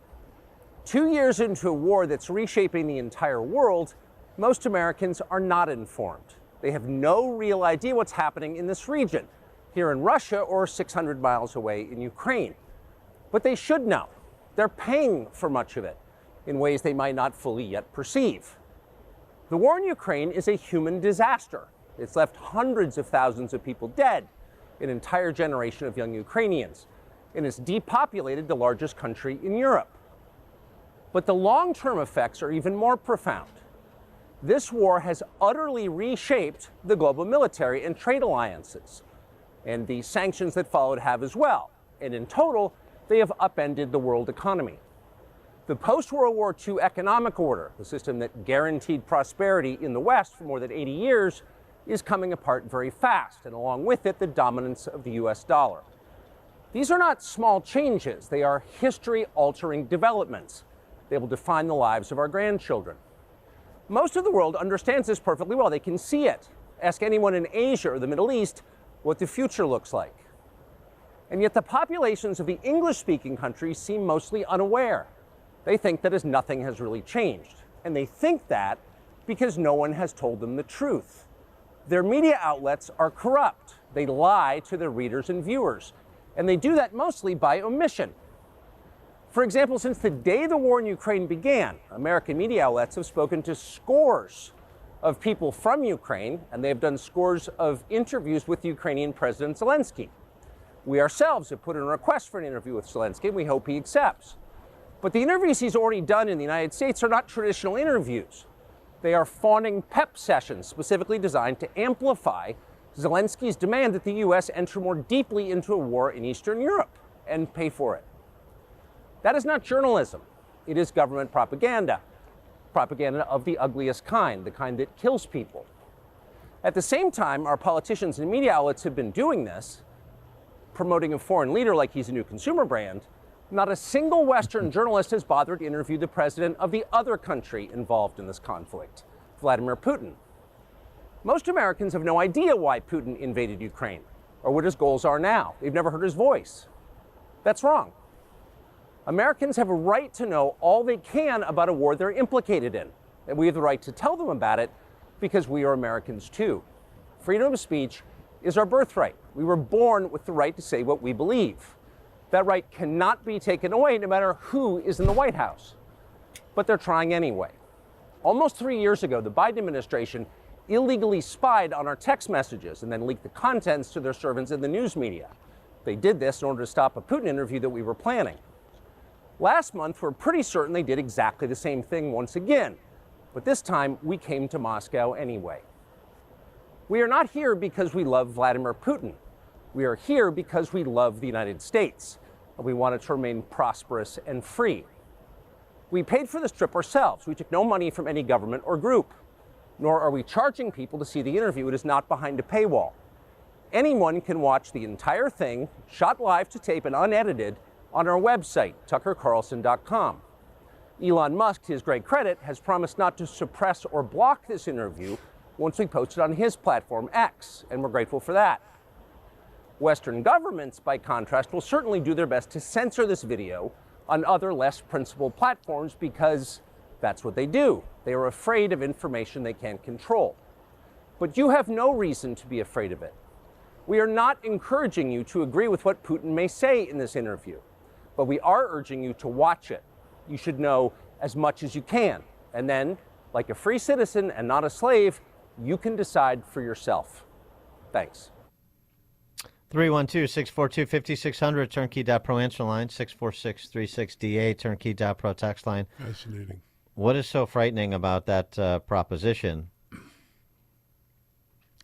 Well, it's not approved by Obama through Joe Biden, and the 80s wants their foreign policy back or something. Well,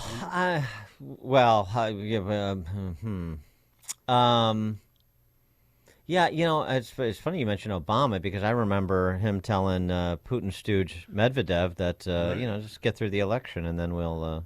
I'll have room. He'll have room to maneuver, right? Yeah. So once upon a time, there was a lot more friendliness in that direction. It's not. I don't think they want their foreign policy back in America. I think they want to go back to those reasonably priced puppet shows that Bernie Sanders went to on his honeymoon. when everything was right with the world and a good red like Bernie could bring maple syrup over, maybe some pairs of jeans, and have a nice exchange with his comrades in Moscow. That's what I think. But it is the hue and cry about Tucker Carlson. If Tucker Carlson behaves like a Putin stooge, gives one of those fawning interviews that we've seen so many of with Zelensky, as he rightly points out, people then wouldn't that watch is it. Well, they may watch. They may still watch it, but Tucker Carlson would do himself reputational damage if he did that. Kind of like the way Jake Tapper interviews Biden, for example. Yeah, well, right. Spin the wheel and pick a name out of the D.C. press corps. And by the way, this is not exactly like unprecedented. Mike Wallace interviewed Saddam Hussein. I think a world leader at war is news, and right. I'm a newsman. That's what I grew up doing for 40 years, before the newspapers changed and became propaganda rags for the left. And I just think that it's news, and if you're a newsman, you go to cover it and let the people know. Right, and I think Tucker is over the target when he talks about their fear of people who think for themselves. Yes. You are only supposed to consume and regurgitate our propaganda, no one else's. What we tell you. We can't watch. That's why we have to have NewsGuard to guard us from the news. Yes, right.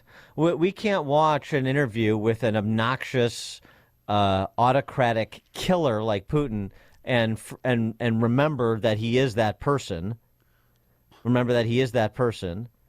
That he is a KGB communist, and that he did invade Ukraine, and we can't factor that in when we listen to his rationale for the things that he does. I remember when so many journalists would interview Castro and avoid the dried blood on his hands.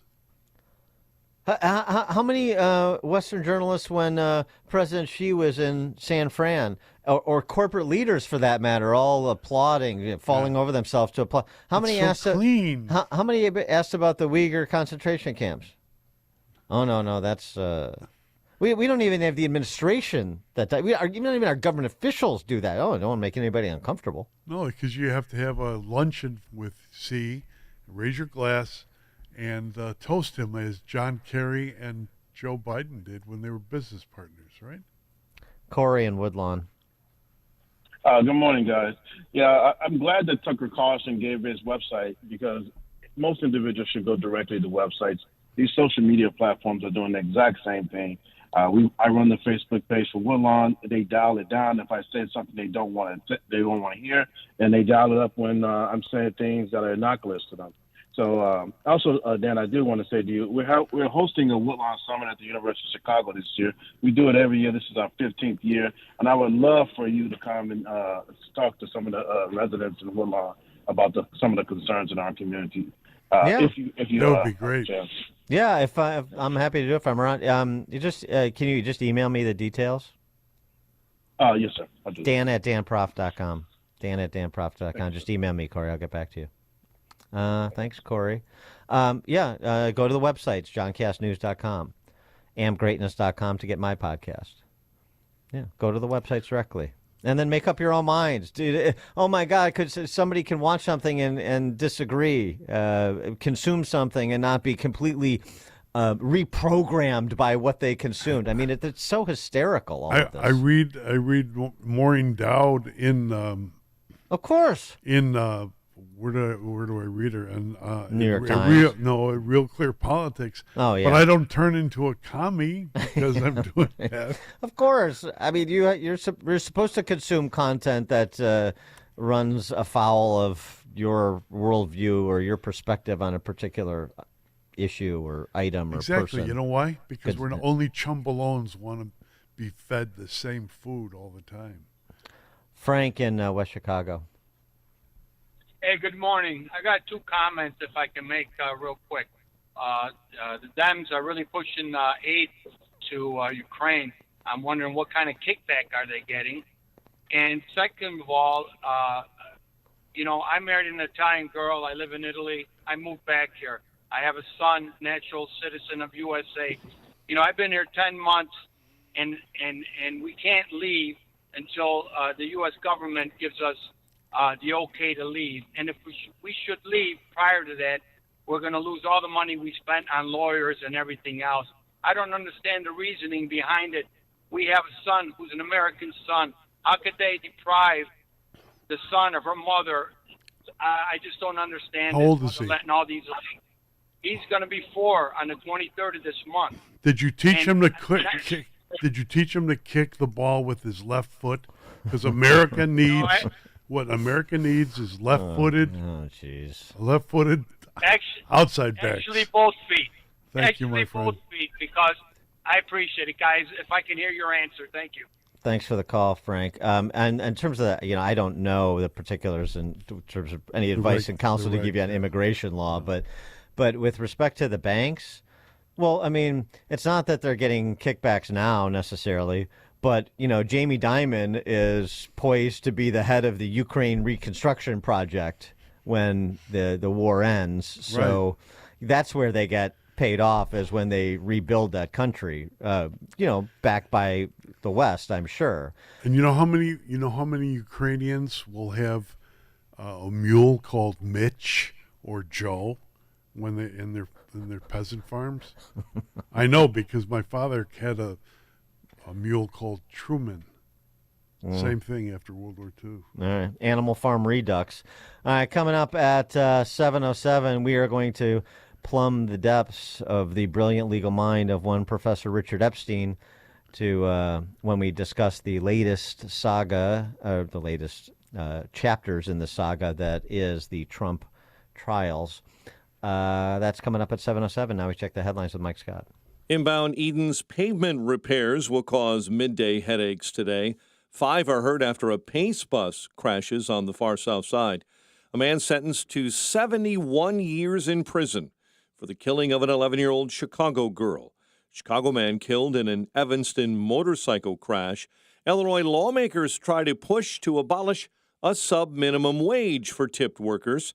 Bulls come back to beat the Wolves in overtime while the Blackhawks host the Wild. And the Blackhawks are set to host the Winter Classic. WIND Chicago News Time, 7 o'clock. Another Biden win, another Haley loss. I'm Dave Anthony, Fox News. I am president and Kamala's vice president because of you. You've had my back, and we've had your back, and we always will. President Biden thanking minority voters celebrating Black History Month at the White House, and then hours later, he was declared the winner of Nevada's Democratic primary. On the Republican side, a symbolic Trump victory. The former president was not on the Republican ballot. Nikki Haley was, and she lost to a none of these candidates option. But the primary didn't count anyway. The caucus is due tomorrow. Haley won't be on the ballot then, but GOP frontrunner Trump is. If he wins, he stands to collect up to 26 delegates. Nevada GOP rules prevented candidates from participating in both contests, but eligible voters can vote in both. Nikki Haley's campaign isn't happy about the situation, saying that's why they didn't devote resources in the Silver State. Fox's Anita Vogel. House Republicans may try again soon to impeach the head of Homeland Security after a vote fell just short as they blame Alejandro Mayorkas for record illegal immigration, but 3 Republicans joined Democrats opposing it. Why? GOP Congressman Tom McClintock just told Fox. Well, for the same reasons I oppose the sham impeachments of Donald Trump. The Constitution reserves impeachment for treason, bribery, or other high crimes or misdemeanors. He says Mayorkas is doing a bad job, but it's not a high crime. Now, Border Patrol sources have just told Fox more than 1 million migrants were encountered entering the U.S. illegally since October 1st, the fastest we've had 1 million to start a fiscal year ever. A border security compromise bill in the Senate may fail to advance in a vote today. Secretary of State Antony Blinken is in Israel as talks heat up for a ceasefire in Gaza. Hamas wants a 135-day truce, during which all remaining hostages would go free. But it also says Israel should withdraw all troops from Gaza and strike an agreement to end the war. That's Fox's Jonathan Savage. America's listening to Fox News. 32 degrees in Chicago at 7:02 on AM 560. The Answer. Good morning. I'm Mike Scott. A 15-year-old boy was shot on Chicago's South Side Tuesday night around 10 p.m. The boy had just exited a CTA bus, was rushed to a local hospital in good condition. Chicago Sun-Times reports the city will allow one group to march on sidewalks near the United Center as the DNC is taking place this summer. A city paperwork error handed the permit to the Poor People's Army after the city failed to respond to the application before a 10-day deadline. Parents within the Chicago Public Schools urging the district to reinstate transportation allowances until every student has access to a seat on the bus. Families were promised transportation to these schools, and CPS has broken that promise. The decision to not provide busing or stipends to your students has had profound and far-reaching consequences on families and their ability to ensure their children's education. Over 5,500 students currently lack busing. That was parent Hal Woods. Illinois lawmakers are pushing to eliminate the sub-minimum wage for tipped workers. Chicago Democrat State Senator Lakeisha Collins advocated for getting rid of the lower minimum wages for tip workers. And it's time for Springfield to bring the economic security to workers across the state of Illinois and to send a message that to do business in Illinois, you have to be able to pay your employees a living wage, period. However, Springfield Republican and restaurant veteran State Representative Mike Coffey, who owns several restaurants, said such a measure proposed by progressive Democrats will be catastrophic. All we do is between energy prices that are going up at a rapid rate, between food costs and everything going up, between the minimum wage, all they're doing is ensuring that more and more businesses in the state of Illinois will go out of business. Fewer businesses would mean a shrinking tax base. Coffey vows to fight against that bill. Bulls overcame a 23-point deficit in a 129-123 overtime win over the Timberwolves. Blackhawks back from the All-Star break with a game against the Wild. College hoops DePaul beaten by St. John's badly, 85-57. The news is powered by CharlesEquipment.com. Be prepared for any outdoor event in any season in Chicago. Prepare ahead for unpredictable weather with industrial generators from Charles Equipment. A check of traffic and weather is on the way next on AM 560. Dr. Sebastian Gorka puts it simply. 3 of our servicemen are dead thanks to an Iranian drone strike, and 40 are in hospital. This is the cost, the real cost in terms of human life, of having people who hate America running America. It's really that simple. America First with Dr. Sebastian Gorka. Afternoons at 3, right before Sean Thompson at 4 on AM 560. The Answer.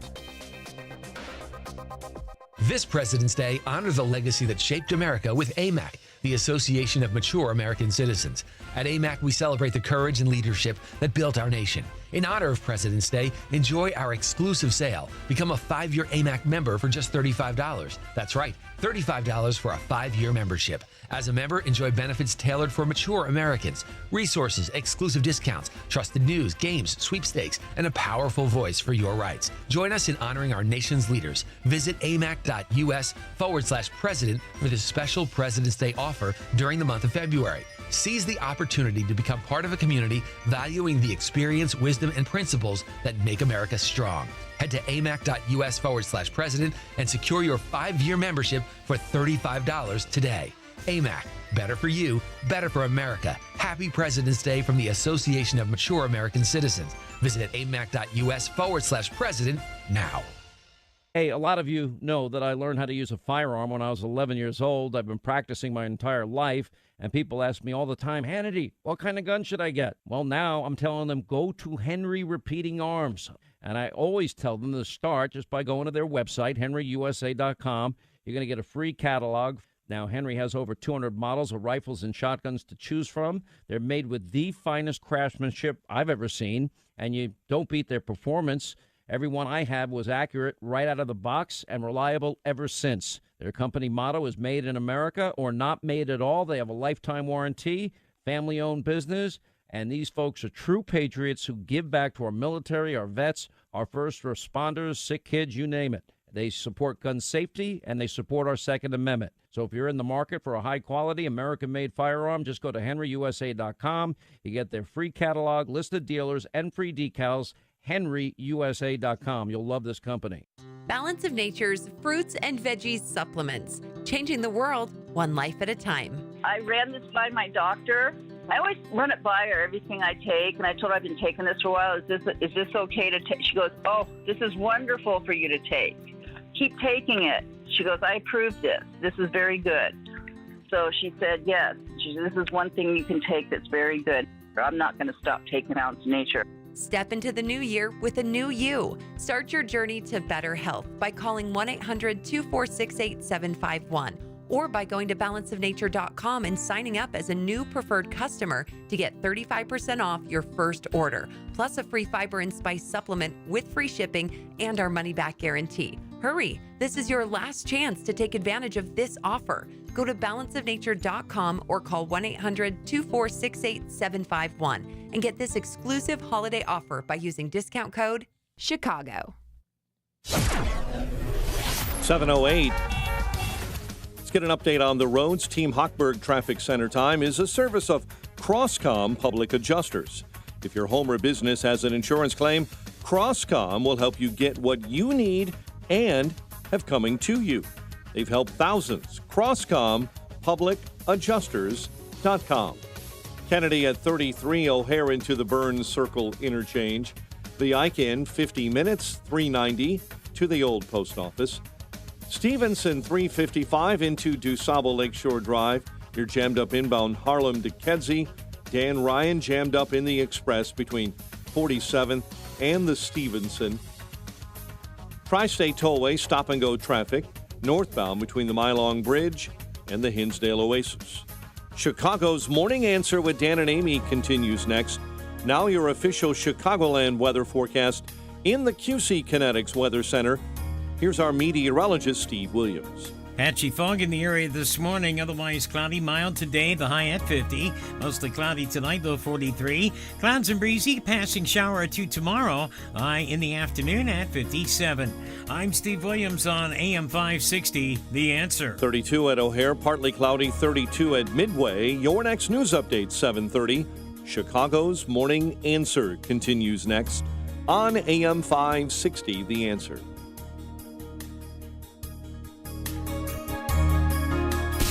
Now, from the Signature Bank Studios, this is Chicago's Morning Answer with Dan Proft and Amy Jacobson on AM 560, The Answer.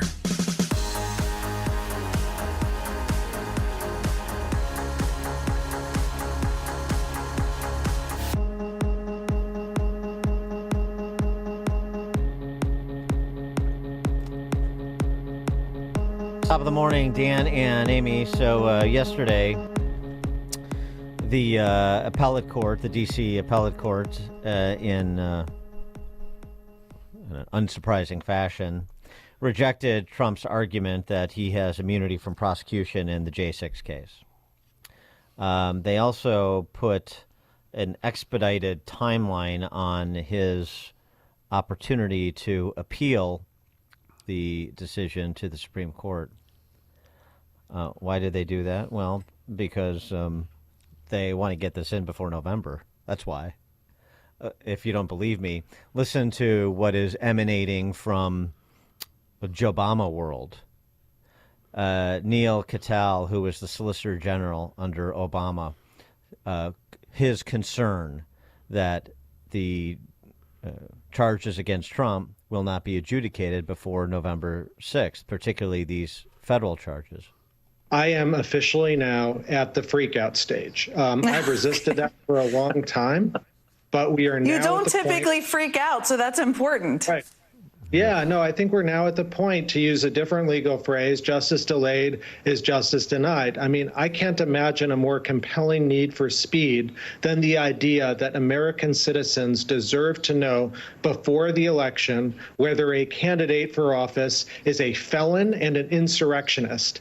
And it's even more galling to me because this is an easy case. There is no responsible constitutional scholar who thinks Donald Trump is right, that there's an absolute immunity, that a president can go and order Navy SEAL Team 6 to go murder his political opponent and then go and murder the senators who would try him for impeachment. That cannot possibly be right. And Judge Chutkan set a fast schedule here. And I have no idea what the Court of Appeals is doing right now, but I can tell you that I'm really worried that this delay is going to put the trial past June. It's possible that Trump will try and go to the Supreme Court after he loses on the Court of Appeals.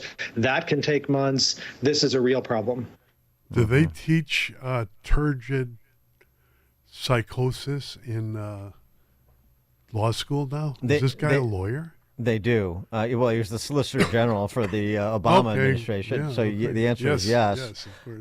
Also, this gab session that was going on that was being moderated by Jen Psaki, former White House spokeswoman, as she's giggling about this because she's a serious person.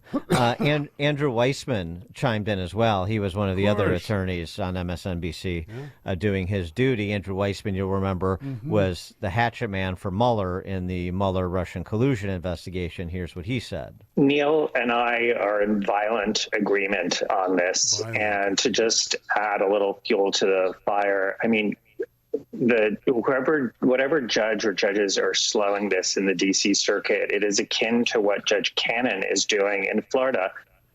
This is really not looking good for the federal judiciary in terms of their responsibility to the electorate, whether it's Judge Cannon, who has basically issued a pocket veto on that case and has really slow walked that for no apparent reason. And you have the same thing going on in the D.C. circuit. So I agree with Neil that there really is no reason for the delay. Well, the delay, I mean, he has an opportunity to appeal to the Supreme Court. Jonathan Turley, George Washington University law professor, tweeting out, the D.C. Circuit Court added a wrinkle on scheduling by saying that Trump has only until February 12th to file the Supreme Court. The standard rules would allow Trump 90 days. Why wait? Off with his head now, Dan. Put it on the pike now. I understand, Robespierre. Thank you. If he does not file the appeal, the mandate returns to the district court, which can restart pretrial proceedings. However, if the judge restarts pretrial proceedings, it could again be interrupted by an appeal that could that includes a possible emergency motion for the court to stay proceedings. That would go to Chief Justice Roberts, and he would likely send it to the full court. If a stay were issued, we'd be back to the possible filing of an en banc decision and then a later petition to the Supreme Court and months of delay in filings alone.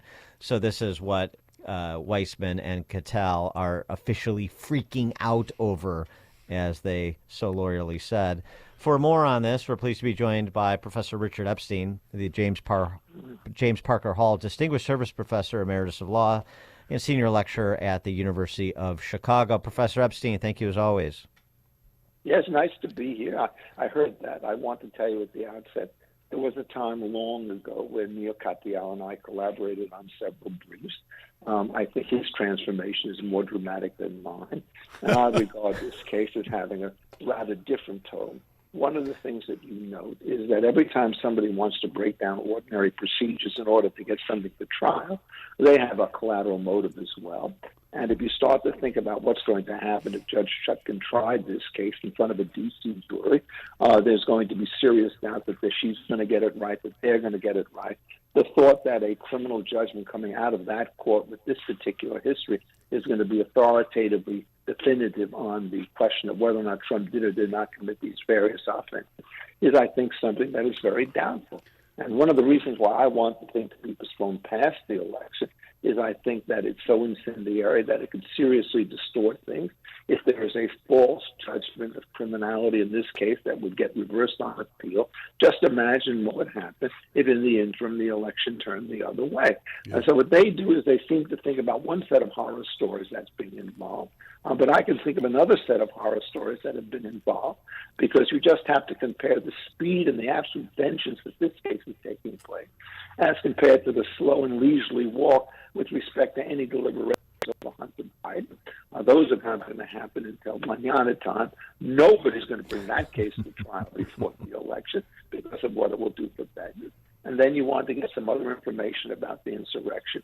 Ray Epps, who was out there on the scene urging people to go into the Capitol building, got $500 in community service from the Biden administration. And so what you have to assume is that the people who are talking this way on whether it was MSNBE, are representing the pillars of justice when, in fact, the Biden administration, particularly Merrick Garland, who's its attorney general, are absolutely skewed in every conceivable thing that they start to do.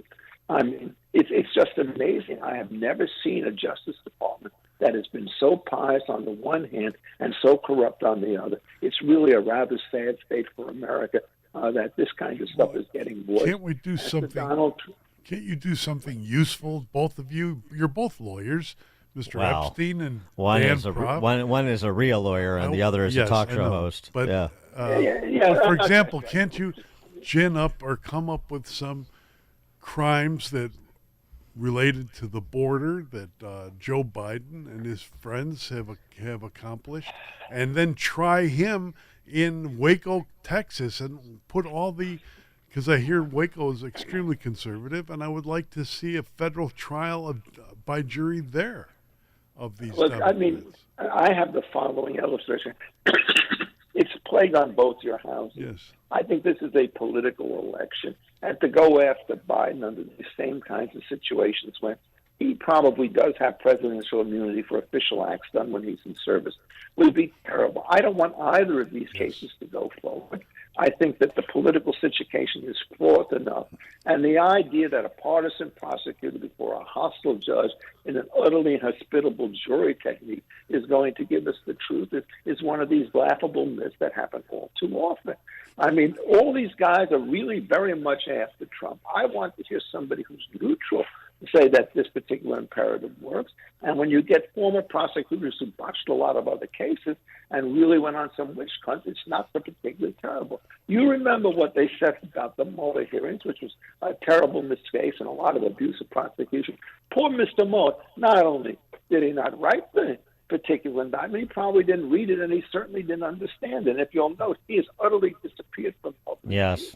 And there's a reason for that, because massive incompetence has started to take place. And if you want to talk about crazy actions on impeachment, the Prisilenko case is an impeachable case when the president has power over foreign affairs. That was an absolute hang job. And with respect to the second case, I think, in fact, it was very much an overwrought thing. It's one of these really delicate type situations where you don't know whether Trump's rantings are protected by free speech or whether they're a source of some kind of criminal activity. The double jeopardy issue, which was not involved yesterday, is, I think, extremely important in this case. And I think Trump should win on that one, given all the circuses that went on in the first impeachment case. I think the immunity defense, as stated, is in fact wrong. But I do think that the risk that the Trump people point out, that there's going to be a witch hunt against everybody who leaves office is a very real kind of risk that you have to worry about. And so I am not particularly pleased about that. I remember my friend John Yoo, he said something in office, much of which I disagreed with. And then there were efforts to try to prosecute him afterwards, which went nowhere, but show essentially that it's going to be a pretty hard line to draw between egregious behavior that you commit in the official office and the kinds of stuff that happened here. And so that's the worry that you're about. So far, there's no sign of it going any further. We hope it keeps that way. I'm a little uneasy, I have to tell you, about using expedited dates for governing appeals. Generally speaking, we give people rights because we think they're important. And when Smith tries to invert the order and eliminate the Court of Appeals and do all of this stuff, generally speaking, when you're engaged in irregular behavior, even under extraordinary circumstances, it's dangerous because what happens is these rules are designed to protect the guilty as well as the innocent, the controversial case as well as the simple one. And what they're trying to do is to expedite the process.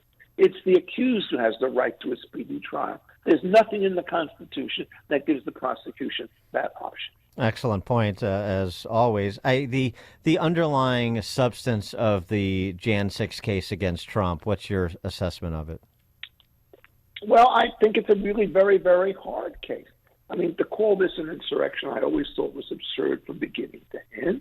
An insurrection isn't two people getting together to try to alter the outcome of an election. It's what happened in 1861 when you had a full-scale war, and the insurrectionists were officials and military people who were in the Confederate services. We've had other kinds of insurrections. There was one right after the Spanish-American War in the Philippines, which was dealt with firmly by then President McKinley. But there you had a bunch of armed forces fighting the government, hitting in the country. There was a war. And so I don't think you're even close to insurrection land unless you have an armed force with a prolonged attack of what's going on. If election obstruction is a form of insurrection, then every activity that took place in the South during the Jim Crow era was an insurrection, and none of them were tried that way. So I regard this as crazy. I also think it's completely improper to say that the president is actually covered by the clause. He's the one who appoints the officers, and the entire structure of that clause makes it very clear that the ability of Congress to waive these things mean that you're dealing with appointed officers, not the president who's elected. And the idea that this is self-executing when a bunch of random people in 50 states can bring all sorts of action against him is not the way you run. What self-executing meant is we have passed the 14th Amendment. It says that former slaves are now citizens. You don't need legislation to do it. The act is done. It is not self-executing to have a bunch of random people go and sue, often on very dubious theories, with lots of hostile. The general rule that I took raised from the Nixon impeachment, the reason he resigned from office is that the Republicans abandoned him, and rightly so, for what he had done. In this particular case, it's all on one side of the political aisle. Everybody on the other side of the political aisle doesn't do it. When you have red-blue impeachments in the form that you're having in this particular case, it calls the legitimacy of the entire political system into question. And I'm going to say publicly, I think the worst behavior I've ever seen on behalf of an attorney general has happened under Attorney General Garland's watch. The case in Fulton County, just on the ethics of the prosecutor there, Fani Willis, hiring the prosecutor. The special prosecutor turns out to be her boyfriend, and now there's a dispute about whether she became her boyfriend after she hired him or it was before she hired him. There's, of course, the question about the money that she's authorized in terms of paying him for his services, but she didn't get any money except they're on vacation together. So, I mean, just so all of that. If you were presiding, would Fani Willis have to recuse herself? Would or the special prosecutor, both of them? What's your ethical distillation of that? More serious than that. I mean, first of all, it doesn't matter when the affair began. If it began afterwards, then they have to disconnect from the case. This is not a case where Trump gets a dismissal because of prosecutorial irregularity, but what happens is they have to be removed from the case. They may well be impeached, but that's collateral. And then two things that are not noted. You cannot leave the case in the office because everything they did is tainted by everything that happened. So you have to assign it to another attorney in another county who will take over the thing from her. And And the second thing has to do with work product. In these cases where there are prosecutorial irregularities, all the work product is tainted by what has happened with respect to the presiding officials. And so that has to be removed, and the whole case has to start over again. Now, I've read well, that. But Professor, we can't do that because we got to get everything done before, the election, you see. You get Weissman all upset. Yeah. Yeah, I mean, look, I'm not as cynical as you guys about them, but I think they're hopeless. But I think it's really that. Just sticking to this, I mean, I've been involved in cases where attorneys have been dismissed, and the whole case has to start over from the beginning. Nothing would be carried over. If she really wanted him to be put to that situation, what she should have done is kept it within the office and followed normal rules. Even contracting out this thing to somebody else is very dubious. And then when you start to see that he coordinates with the Biden administration by meeting with them in private or in some circumstances, it all has a stink associated with respect to it. And look, I mean, I will never defend what Donald Trump did on January 6th. I thought he was asinine and juvenile, but asinine and juvenile are not capital offenses in this world. They're not even criminal conduct. What they're doing is, in fact, right over the edge. Yes, What you're seeing here is all sorts of very dubious maneuvers taking place to convict this man on the theory that the public has a right to know what a bogus jury is going to determine. And I think, in effect, that it's a kind of a lasting disgrace to the legal system that this stuff has started to happen. I thought the same thing about the first impeachment. I thought a little bit less confidently about the second one. I think that all of these trials could be stopped. In the double jeopardy issue, generally you could be tried only once in the federal system. A trial includes an impeachment trial, just as it includes a military trial, both done under very different rules with civil cases. And if he's acquitted there for what is associated with January 6th, that binds the whole case. So it's a very much more different kind of defense than the other one, and I think it should be there. Judge Chutkin wrote about this. I thought it was kind of a weak argument on the other side. It may well yet prevail, but it certainly has to be heard. And if my voice were to do anything, I would say you could not go ahead with this case, having once had a shot at him in a senatorial trial. You can't bring it anywhere else. So I think there are many more obstacles that lie there. And, when they talk about justice being denied, we have the same thing about kangaroo court. So one of the problems that you have to remember is there are always two maxims that go in equal and opposite direction. You could go much too slow, justice denied. You could go much too fast, kangaroo court. And what's always typical of the Trump opponents is they assume that one kind of error is paramount and the other kind is irrelevant. If you're running a serious legal system, you have to consider both. And that seems to be beyond the capability of anybody who works on MSNBC. Professor Richard Epstein, James Parker Hall, Distinguished Service Professor Emeritus of Law, Senior Lecturer at University of Chicago. Professor Epstein, thank you as always. Appreciate it. My pleasure. And Professor Epstein joined us on the Turnkey.Pro answer line. The stories you need to know to start your day. This is Chicago's Morning Answer on AM 560. The Answer.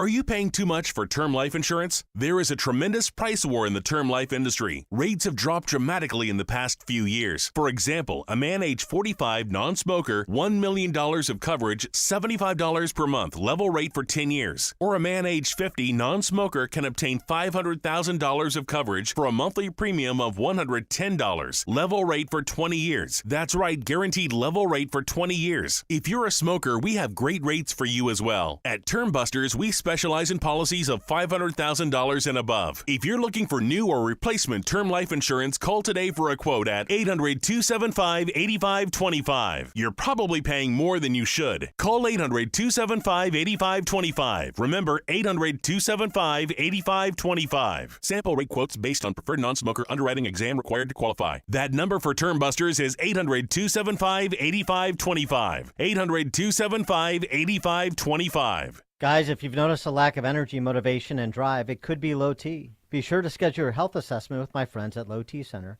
They offer the convenience of physician-monitored, self-inject, at-home testosterone treatments with an average payment of $150 a month cash pay, including labs and medication.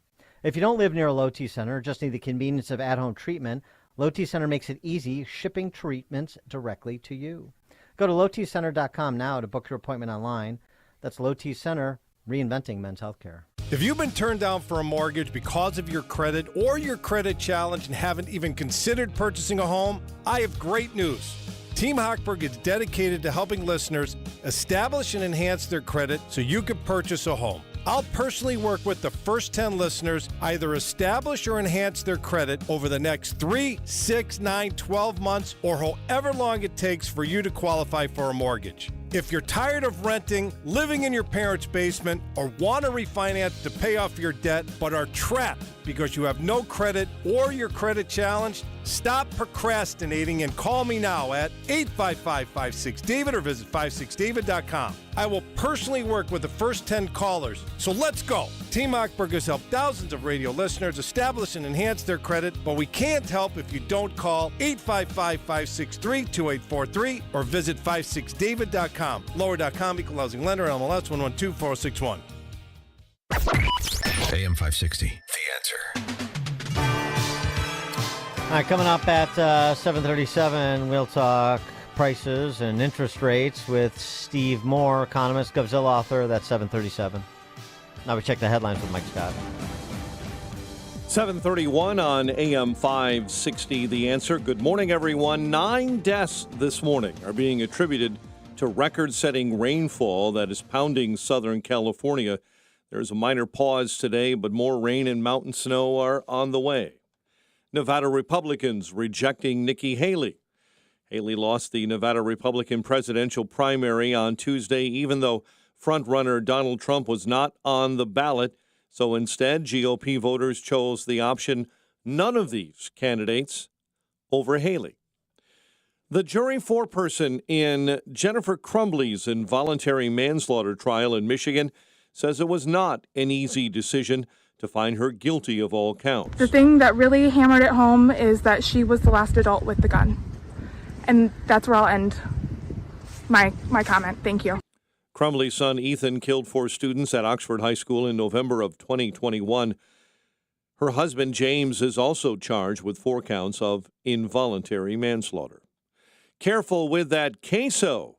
A listeria outbreak is being linked to certain cheeses. The CDC is reporting 26 people from 2 deaths are confirmed in Texas and California after eating queso fresco, cotija cheese, and other products made by Rizzo Lopez Foods. The company is recalling all their cheeses and dairy products made at their facility.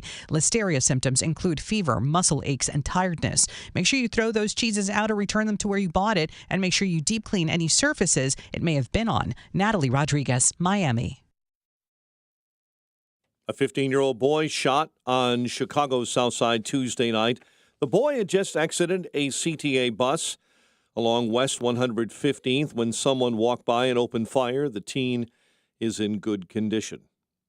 Chicago Sun-Times reports the city will allow one group to march on sidewalks near the United Center, close to when the DNC is happening this summer. A city paperwork error handed the permit to the so-called Poor People's Army. Illinois top progressives and Democrats attended a closed-door meeting Monday on the migrant crisis, trying to iron out their differences. Governor J.B. Pritzker took control of the meeting with Cook County Board President Tony Preckwinkle and Chicago Mayor Brandon Johnson all meeting at City Hall. Later Tuesday, Johnson talked about the meeting. There is a strong commitment still for the state, the county, and the city to continue to challenge the federal government to respond to this international crisis. Jesse Smollett is asking the Illinois Supreme Court to overturn his conviction for lying to police about being the victim of an attack in Chicago in 2019. You may recall a state appellate court in December upheld the former Empire actor's conviction and sentence. Bulls over the Timberwolves in overtime, 129-123 last night. DeMar DeRozan, 33 in the win. Blackhawks return from the All-Star break with a game against the Wild tonight. Meantime, hockey insiders say the NHL's Winter Classic is coming back to Wrigley Field. Hawks hosting the Blues in 2025. The news, a service of Fox Valley Coins. No waiting, no problem. No charge for in-store verbal appraisals. Bring your gold or silver in today. FoxValleyCoins.com. A check of traffic and weather on the way next on AM 560. Mike Gallagher hopes Biden takes this seriously. Now, Congress is clashing fiercely over the degree of American involvement in this conflict in the Middle East. Again, it's the Biden regime. It's the Biden era, and we're going to see what Grandpa Joe comes up with. Let's hope he's making decisions when he is fairly lucid, because these are America's sons and daughters we're talking about. The Mike Gallagher Show, weekdays at 9, right before Dennis Prager at 11 on AM 560. The Answer. In the midst of finishing up a so-so 2023, Bob wondered where the sales were. He lost 2 long-term clients, and his back-end operations were slowing down production. His family business had always been successful, but now their outdated processes were holding back the growth. Bob knew he needed to embrace technology and upgrade their systems. He never thought he'd be stuck in the Stone Age. That's when he discovered Turnkey, who helped bring his business current. Now, Bob has a new e-commerce capability, a cutting-edge marketing plan, and a real growth strategy. With Turnkey's help, he's developed a new vision for what's possible, a plan for the future, and a small business partner to help him get things done. If you need a partner to help you with a fresh perspective for 2024, or if you feel like you're falling behind, Turnkey believes that every business has the opportunity to stay current and competitive. Turnkey's here to provide you with the solutions, guidance, and support that you need to conquer your business and IT challenges. Start a conversation today. Visit turnkey.pro. That's turnkey.pro. Sick and tired of achy joints? Dread the idea of surgery? Well, you need to call QC Kinetics. Hi, it's Amy Jacobson. Listen, the state of healthcare is always changing. The old ideas like steroids, cortisone shots, surgery are no longer your only options. Regenerative medicine at QC Kinetics is transforming lives with innovative, non-surgical, drug-free treatments that deliver lasting results. Knee pain, back pain, shoulder pain from arthritis or injury? Well, don't let this pain keep you from living your best. QC Kinetics' advanced state-of-the-art treatments harness and direct your body's natural ability to restore and repair damaged joint tissue. Make 2024 the year you reclaim your mobility and independence. Walk and run, play and live. Call QC Kinetics now for a free consultation. New locations, folks, in Crystal Lake and Gurnee. Call 312-809-5955. That's 312-809-5955. 312-809-5955. Relief Factor, pain relief that's natural, pain relief that works, and pain relief that attacks the source of the pain. That's the experience of tens of thousands of Americans who are taking Relief Factor right now. See their incredible video endorsements at relieffactor.com and then order your 3-week quick starter pack for just $19.95. That's less than $1 a day. Find out if it can work for you like it works for me by ordering your 3-week quick starter pack today. relieffactor.com, relieffactor.com. Be the next success story. Many church leaders don't seem to realize or understand Marxism has infiltrated the American church. Letter to the American Church, the riveting new film from best-selling author Eric Metaxas. They want to silence us. It's everything that John 10:10 tells us about, where it's the enemy has come to steal and destroy. There's a war that's raging. This is the hour of the American church. Letter to the American Church, streaming February 8th on Epic TV, part of Epic Times. This film is not yet rated. 7:38, let's get an update on the roads. We do that, of course, in the Team Hochberg Traffic Center. And we start on the Kennedy inbound. Right now, dialing up 46 minutes from O'Hare into the Burns Circle interchange. The Ike, due to an earlier accident, jams solid. Inbound between 17th and Holman. Right now, it is 85 minutes from 390 into the old post office. It's an hour on the Stevenson commute from 355 into DuSable Lakeshore Drive. I-57, accident with a right lane block inbound just after Dixie Highway. Chicago's Morning Answer with Dan and Amy continues next. AM 560 Weather Center forecast in our QC Kinetics Weather Center. Patchy morning fog, otherwise cloudy and mild, a high near 50, cloudy and 43 overnight. 31 right now. Next news coming up at 8. Chicago's Morning Answer continues next on AM 560 The Answer. Now, from the Signature Bank Studios, this is Chicago's Morning Answer with Dan Proft and Amy Jacobson.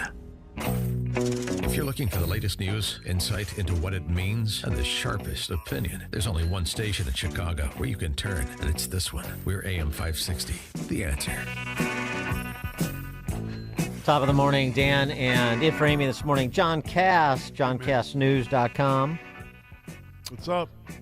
John, this is interesting and unsurprising, as our next guest will tell you. It's unsurprising. I mean, this is what the left is committed to do. Republicans are behind the listeria thing on queso, because it's really upsetting me when Mike Scott read that. The listeria outbreak of queso affects my life because I like queso and Ruffles and Scotch and soda during the Super Bowl. All right, well, maybe there'll be a government program you can sign up for to get your allotment of queso. I'm talking about this debt forgiveness business. And the state of Connecticut is the first to move to eliminate medical debt. Residents of Connecticut. The senator? No, this is at the state level. Ned Lamont, the governor there. The residents of Connecticut would be eligible if their medical debt equals 5% or more of their annual income, or if their household income is up to 400% of the federal poverty line. So that would be about $120,000 for a family of four. 5% or more of their annual income, or if their household income is up to 400% of the federal poverty line, you can get medical debt forgiveness. The projection is that would be $1 billion worth of forgiveness. Boy, it's really a difficult thing because, on the one hand, you've had a backdoor government takeover of health insurance and medical, by extension, medical care in this country. Right. We don't have single payer, but we don't have the sort of competition that a free marketeer like I would like to see. We have a system where the government is always the middleman, the largest purchaser of healthcare services, which is why nobody knows what anything costs, right? This is what Steve Forbes famously said. In most businesses, if you have more demand than supply of a good, that is good news. In healthcare, we call that a crisis. And it's because of the government distortions. And so now you have this situation where you say, well, the government has created these artificially high prices, as it always does. You know, government intervenes and central planning creates surpluses and shortages and these externalities. And so the artificially high prices, now they're coming in to be the savior. This is student loan debt redux. Mm-hmm. So the one they say, well, yeah, I get the government created this problem and now they're misapplying the wrong remedy, which is what they do. And then you're going to have the other aspect of this. People are going to be on the outside say, wait a second. Yeah, you're damn right you should eliminate my medical debt or some portion of it. I see these governments at the federal, the state, local level spending hundreds of millions, billions in places like Illinois and New York on health care coverage for migrants, non-citizens. Where's mine? But that where's mine attitude, where everybody looks to the government and says, where's mine, and I should be in front of you in the line, in the queso line, I mean, it just perpetuates the endless expansion of government and the shrinkage of the individual. They don't care. It's Mia. That's all they care about. Where's mine? I mean, this is how the state puts people into God's, little acre east of the rock and west of the hard place. Yeah. For more on this, we're pleased to be joined, as always, by Steve Moore, economist, GovZilla author. Steve, thanks as always. Hey, good morning, guys. And by the way, Dan, don't say I didn't tell you so. I know. I predicted on this show probably a year and a half ago when Biden started this idiocy of forgiving hundreds of billions of dollars of student loan debt. And by the way, I don't know if you saw the exit poll in New Hampshire found 78% of Democrats approve of that policy. Of course. Just wiping up. Well, it's the old, the Peters are 100% in support of Paul paying for everything. Yeah, I get it. Right. It's not right. And so I had predicted on your show that this wasn't going to stop with student loan debt. And I thought the next shoe to drop would actually be credit card debt, but apparently now it's medical bills. that you don't have to pay because somebody else will pay. There's enough Pauls out there to pay for Peter's debt. And then, of course, and by the way, the Pauls are me and you and everybody listening to this show because there's no such thing as forgiveness. Somebody has to pay the bill, right? And so you've got medical bills. Now, you've also, I think, because the report just came out yesterday from the Federal Reserve Board, did you know there's $1.17 trillion of credit card debt? I mean, that's a real burden on these people. I think the taxpayer is going to have to help out here and pay those bills. And then, you have a lot of unpaid mortgages. People are having a tough time paying their mortgage, Dan. I'm having a hard time paying my mortgage. I don't know if you'd be willing to chip in to pay my mortgage for me. No, it's not a problem. I did it during COVID. I did it in 2008, 2009. Why shouldn't I do it again? I want Steve and Dan to go with me to Best Buy. I got a lot of stuff to buy. I might as well fill the credit card up and then see what happens because I won't. Well, of course, because this is what, this is the whole point of what they're trying to do. And this is called a moral hazard. When you do something and then you're encouraging the whole point of this is to encourage bad behavior. So I said this when they did the student loan program. I guarantee you, guys, that no longer will people pay their student debt. You'd be crazy to pay off your student debt. Why would you? Why would you? I mean, the government's going to come along and just forgive it again. And so this has turned into a calamity.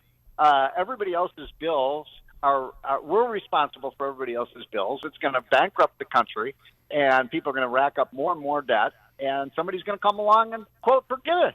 But they've got us, don't they? They've got the American people being to borrow from de Tocqueville, they've got the American people fully bought in, more so each successive year in being bribed with their own money.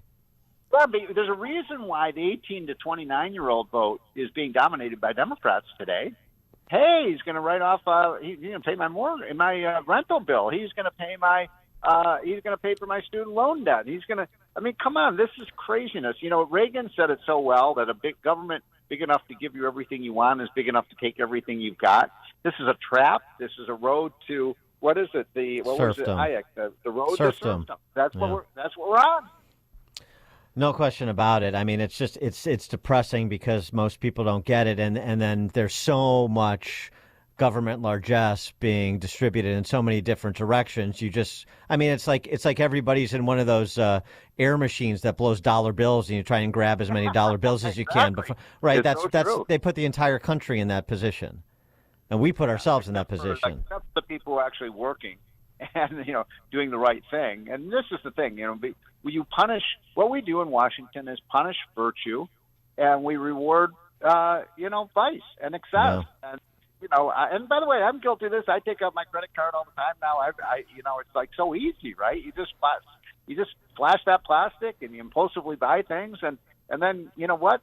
Somebody's going to come along and pay the bill for you. But who's going to pay our $34 trillion national debt? Who's going to pay for that? The Chinese? So how will that manifest itself, gentlemen? What will happen? They'll just take our houses, our children. How will they? It means right. It means because they're not. I guarantee you, this China isn't going to forgive our debt. They're going to demand payment, and what it means is our kids are going to be working for the Chinese kids. Rocco and Moose are going to be sent over from Beijing to collect.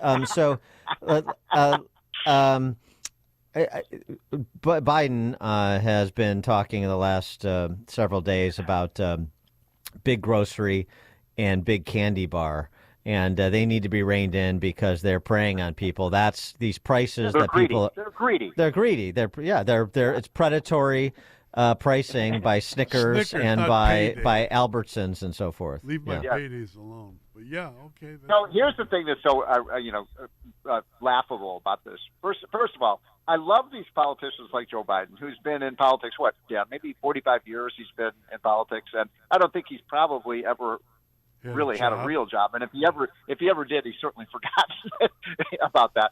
So I love these people who are politicians like AOC and Joe Biden who keep talking about greedy companies and their profits. It's like, okay, first of all, you go out and start a business and make a profit and see how easy that is to do, because it ain't easy. 2 out of 3 small businesses fail. It's tough to make a profit. And then if the companies make a profit, you're greedy. Come on. without businesses. Profit is my favorite word, and I'm going to say it on your show. I like profits. That's what makes the world go round. Profits. And they think somehow if a company's making profit, we have to take a billy club and hit them over the head. And so shrinkflation is not greedflation. So in other words, shrinkflation, is the size of the Snickers candy bar. It's the airlines that are lowering their ticket prices, but everything else is a la carte. I mean, this is being discussed now. This is the way that companies are trying to maintain customer loyalty, but also abide their bottom line. Now, can you explain something to me, guys? Because this is the part of this I don't understand. I mean, I understand the, quote, greedy corporations. Why is it just in the last 3 years companies become greedy? I mean, we had 2% inflation in prices under Trump.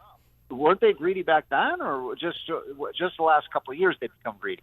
Right. It's whenever somebody is complaining about prices of something being too high, that's where corporate greed exists. That's basically the handle of the left, isn't it?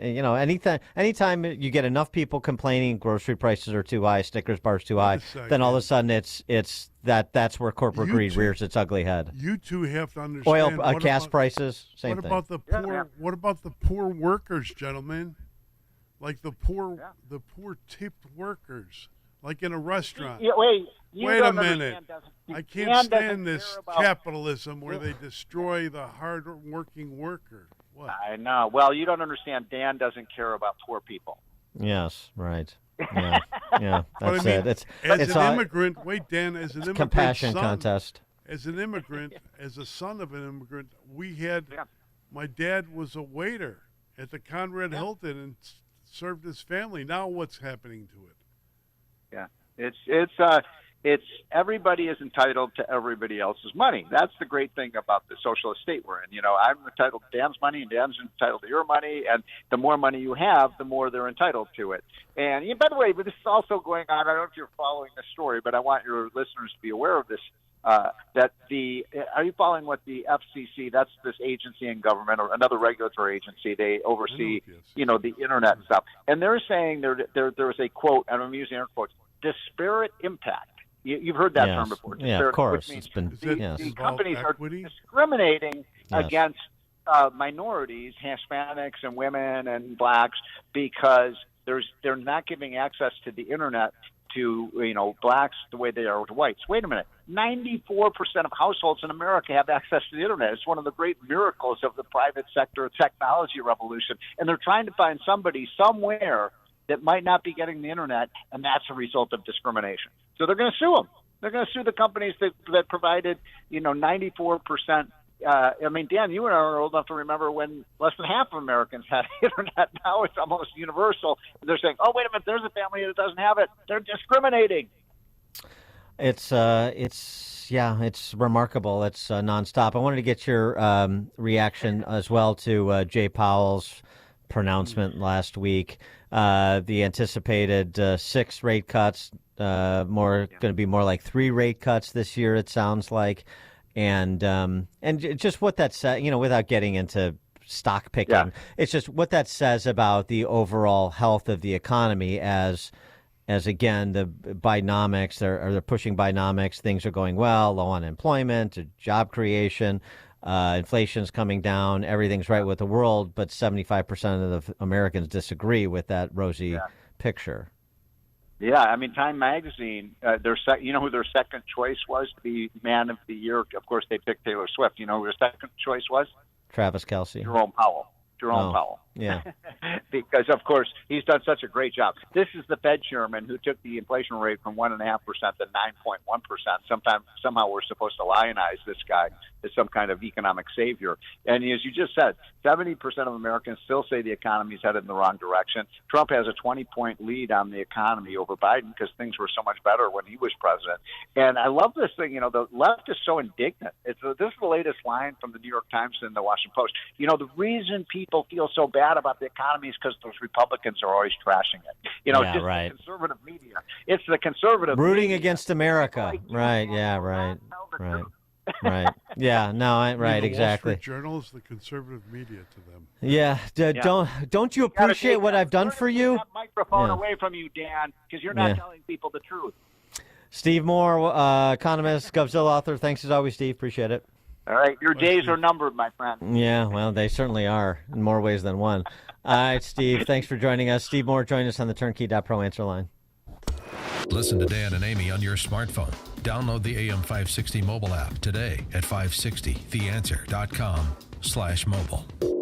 After years of discomfort, it's like I'm alive again. Sonia Hackett talks about how QC Kinetics changed her life. QC Kinetics has given me my quality of life back. Before QC Kinetics, Sonia suffered from horrible knee and back pain stemming from a car accident. I was wearing knee braces just to try to maneuver around. Sonia hated the idea of pain meds, and surgery seemed too risky, so she turned to the local medical professionals at QC Kinetics, the leaders in advanced regenerative medicine. That consultation just changed my life. I can do the treadmill, everything. I don't have anything holding me back. The quality of life is pain-free. QC Kinetics has made us very happy. Call QC Kinetics for your free consultation today. I'm going to get emotional again. They are like family members to me. They care. Call QC Kinetics now. Call QC Kinetics, 312-809-5955. That's 312-809-5955. 312-809-5955.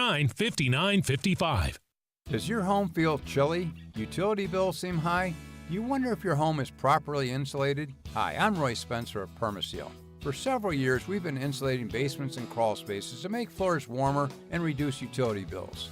Now I'm very excited to tell you we are moving on up to the attic, the #1 source of energy loss in most homes.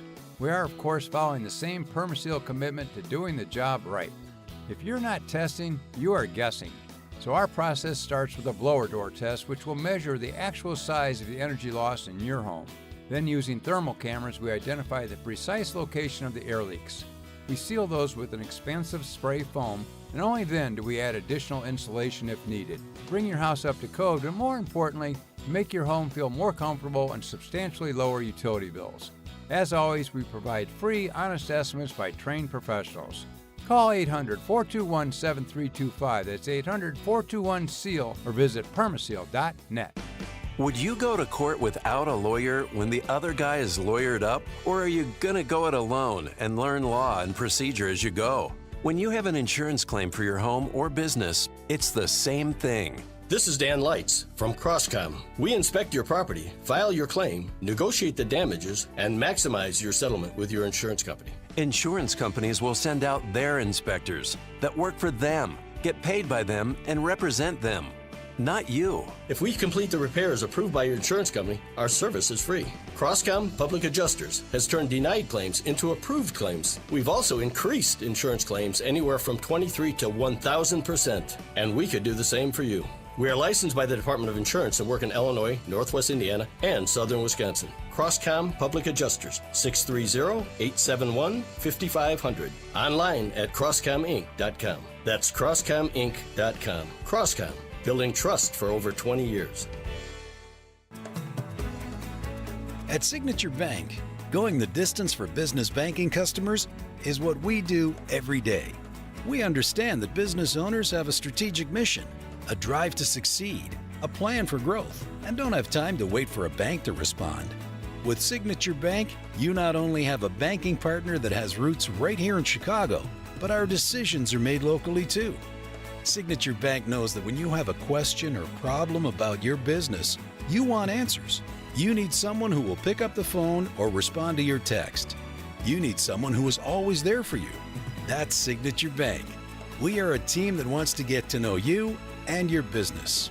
Want to be Signature Bank's next success story? Give us a call today at 773-467-5630 or visit us online at signaturebank.bank. Member FDIC Equal Housing Lender.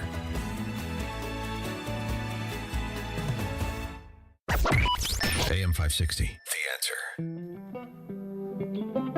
Coming up at 8:08, we're going to talk to Daniel DePietris. He's a fellow at Defense Priorities and a foreign affairs columnist. We'll talk about the Middle East and Eastern Europe and China, That's all at 8:08. Now we check the headlines with Mike Scott. We have a dense fog advisory up for the area, especially in the far western suburbs, and a win for the Bulls last night over Minnesota. WIND Chicago News Time, 8 o'clock. 1 million more immigrants here illegally. I'm Dave Anthony, Fox News. Encountered by Border Patrol crossing into the U.S. since the start of October, and that doesn't even count those who got away. And we're hitting this milestone way earlier than last year. Fiscal years began on October 1st. If you do October 1st to February 6th, last fiscal year, which was the record-breaking year, there were 909,000.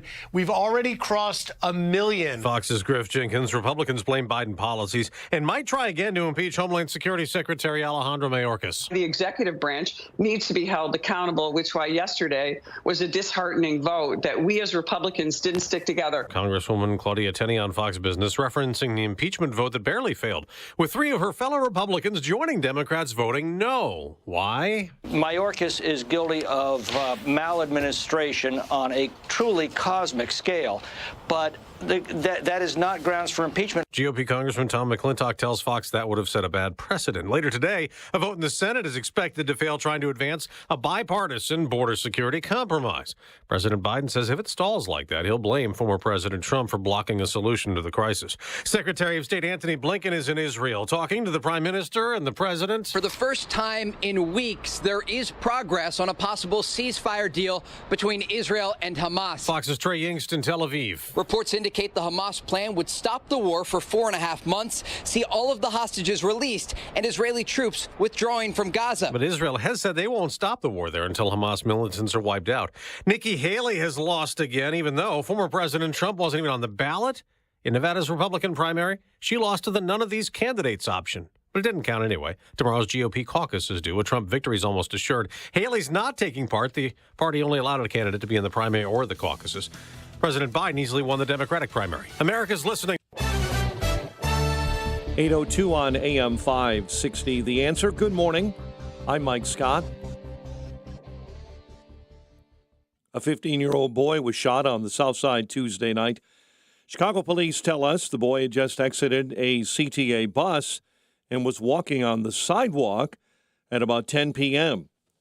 when a suspect approached along West 115th Street and opened fire. The Sun-Times reports the city will allow one group to march on sidewalks near the United Center as the DNC is happening this summer. A city paperwork error handed the permit to the so-called Poor People's Army after the city failed to respond to the application before the 10-day deadline. Parents within the Chicago Public Schools are urging the district to reinstate transportation allowances until every student has access to a seat on the bus. Families were promised transportation, and CPS has broken that promise. The decision to not provide busing or stipends to your students has had profound and far-reaching consequences on families and their ability to ensure their children's education. That's parent Hal Woods. A judge sentencing a man convicted of murdering an 11-year-old girl in Chicago 7 years ago to 71 years in prison. Antoine Jones was sentenced yesterday after being found guilty late last year in the killing of Takaya Holmes. Bulls overcame a 23-point deficit in a 129-123 overtime win over the Timberwolves at the UC. Blackhawks returned from the All-Star break with a game against the Wild tonight. College hoops last night, DePaul crushed by St. John's. The news, a service of In Grace with Pastor Jim Scudder Jr., now heard Sunday morning at 6:30 on AM 560, The Answer. Time for the AM 560 Business Beat, a service of Signature Bank. Visit signaturebank.bank for all your commercial banking needs. Now, the latest from the Fox Business Network. I'm Elizabeth McDonald, and this is the Fox Business Report. Uber Technologies just revealed it made a profit for the full year last year for the first time as a public company. Uber is projecting continued growth in the current quarter. Its performance in the holiday quarter suggests demand for Uber's ride service and food delivery remains strong. Uber was founded in 2009. Yum Brands, parent company of Taco Bell, Pizza Hut, and KFC, reported a disappointing quarter. CVS Health is lowering expectations for this year, citing potential implications of higher medical costs. The healthcare giant reported an upbeat quarter. It's reporting rising use of healthcare services, though, by members in its Medicare plans. New York Community Bank says deposits have grown. Its liquidity is ample. Moody's has downgraded the company's credit rating status to junk. That's your Fox Business Report. I'm Ginny Cosola, invested in you. AM 560 News Time is 8:05. We'll have a check of traffic and weather on the way next on AM 560. Dennis Prager explains why we have a bleak future. More than ever, teenagers see a bleak future. That's the headline. Now, why might that be? My contention is the left has ruined their lives. The left has ruined this country. It might survive, it might not. The Dennis Prager Show. Weekdays at 11, right before Charlie Kirk at 1 on AM 560. The Answer.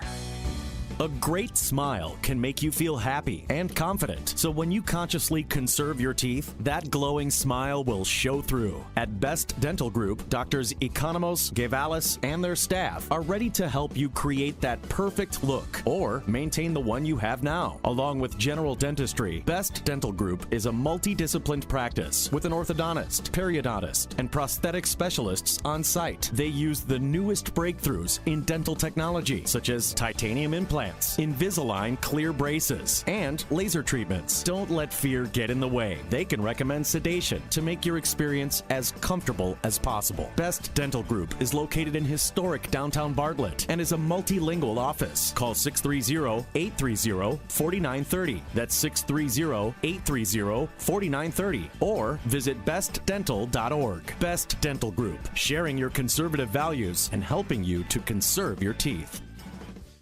The following is a paid political announcement. I'm Dr. Kent Mercado, and I'm running for Congress in the 11th District. I'm a physician, attorney, humanitarian, father, and husband. And I have had the privilege of speaking with several thousand residents, and I've heard your concerns. And they are kitchen table issues: the economy, education, safety, and secure borders, access to quality and affordable physical and mental health care. I'm here to be your voice. Please vote for Dr. Kent Mercado for Congress on March 19th in the Republican primary. This message was paid for and approved by Dr. Kent Mercado for Congress.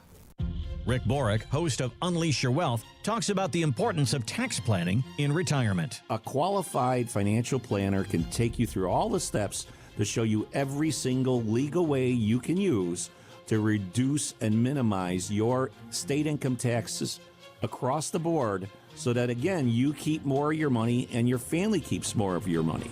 Unleash Your Wealth, Saturday at 7 a.m. and our new time at 2 p.m. here on AM 560, The Answer. You know, our friends at Henry Repeating Arms, they manufacture a line of very high-quality rifles, shotguns, and revolvers that you can be very proud to own. Now, they're made in America with parts and materials also from America. Now, they use old-world craftsmanship combined with cutting-edge technology to deliver reliable and accuracy that you can trust in any situation. Now, they're easy to use and maintain. It makes them an excellent choice for both a novice and experienced shooter. Henry has over 200 models, so you can find the firearm that's right for you. There's also new releases all throughout the year, and every purchase is backed by their lifetime warranty and the company's owner. Anthony Imperato also gives his personal guarantee for 100% satisfaction. Now, make sure you go to their website, henryusa.com, order their free catalog. They'll send you free decals and a list of dealers where you are. That's henryusa.com. Free catalog, free decals, and a list of dealers where you are. You're going to love this company and these firearms like I do. It's 8:08. Let's check the roads. Team Hochberg Traffic Center time. Inbound Edens, jam solid. Cicero down to Montrose. It's 20 minutes in from Lake Cook Road. The Kennedy at a solid 44 from O'Hare into the Burns Circle interchange. Kennedy outbound, accident left shoulder. It is on the outbound side right near Addison. Traveling on the Ike right now, 77 minutes from 390 into the old post office. You'll hit solid brake lights at about 25th. Stevenson inbound, 55 minutes from 355 into DuSable Lakeshore Drive. I-57 jams solid between Kedzie and Dixie Highway due to an earlier 3-car accident. Chicago's Morning Answer with Dan and Amy continues next. Your official Chicagoland weather forecast with Steve Williams. Starting off with a bit of patchy fog this morning. It'll be cloudy today, the high 50. Mostly cloudy tonight, low 43. Clouds and breezy, a passing shower or two for the afternoon. The high tomorrow at 57. I'm Steve Williams on AM 560, The Answer. Getting chilly out there, 31 right now. Mostly cloudy at O'Hare, 34 along the lakefront. Your next news update, 8:30. Chicago's Morning Answer continues next on AM 560, The Answer. Now, from the Signature Bank Studios, this is Chicago's Morning Answer with Dan Proft and Amy Jacobson. This is Chicago's Morning Answer with Dan Proft and Amy Jacobson on AM 560, The Answer.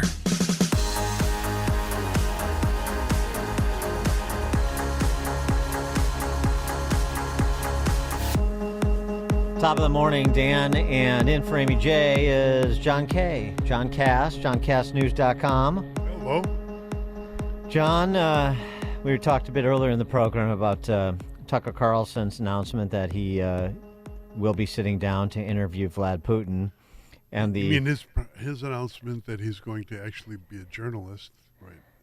Well, the hysteria that's ensued, because when Mike Wallace interviewed Saddam Hussein, he was an intrepid journalist. When Charlie Rose interviewed Bashar al-Assad, he's a heroic representative of the Fourth Estate. If Tucker Carlson interviews Vlad Putin, he's a modern-day Leni Riefenstahl. You see how it works?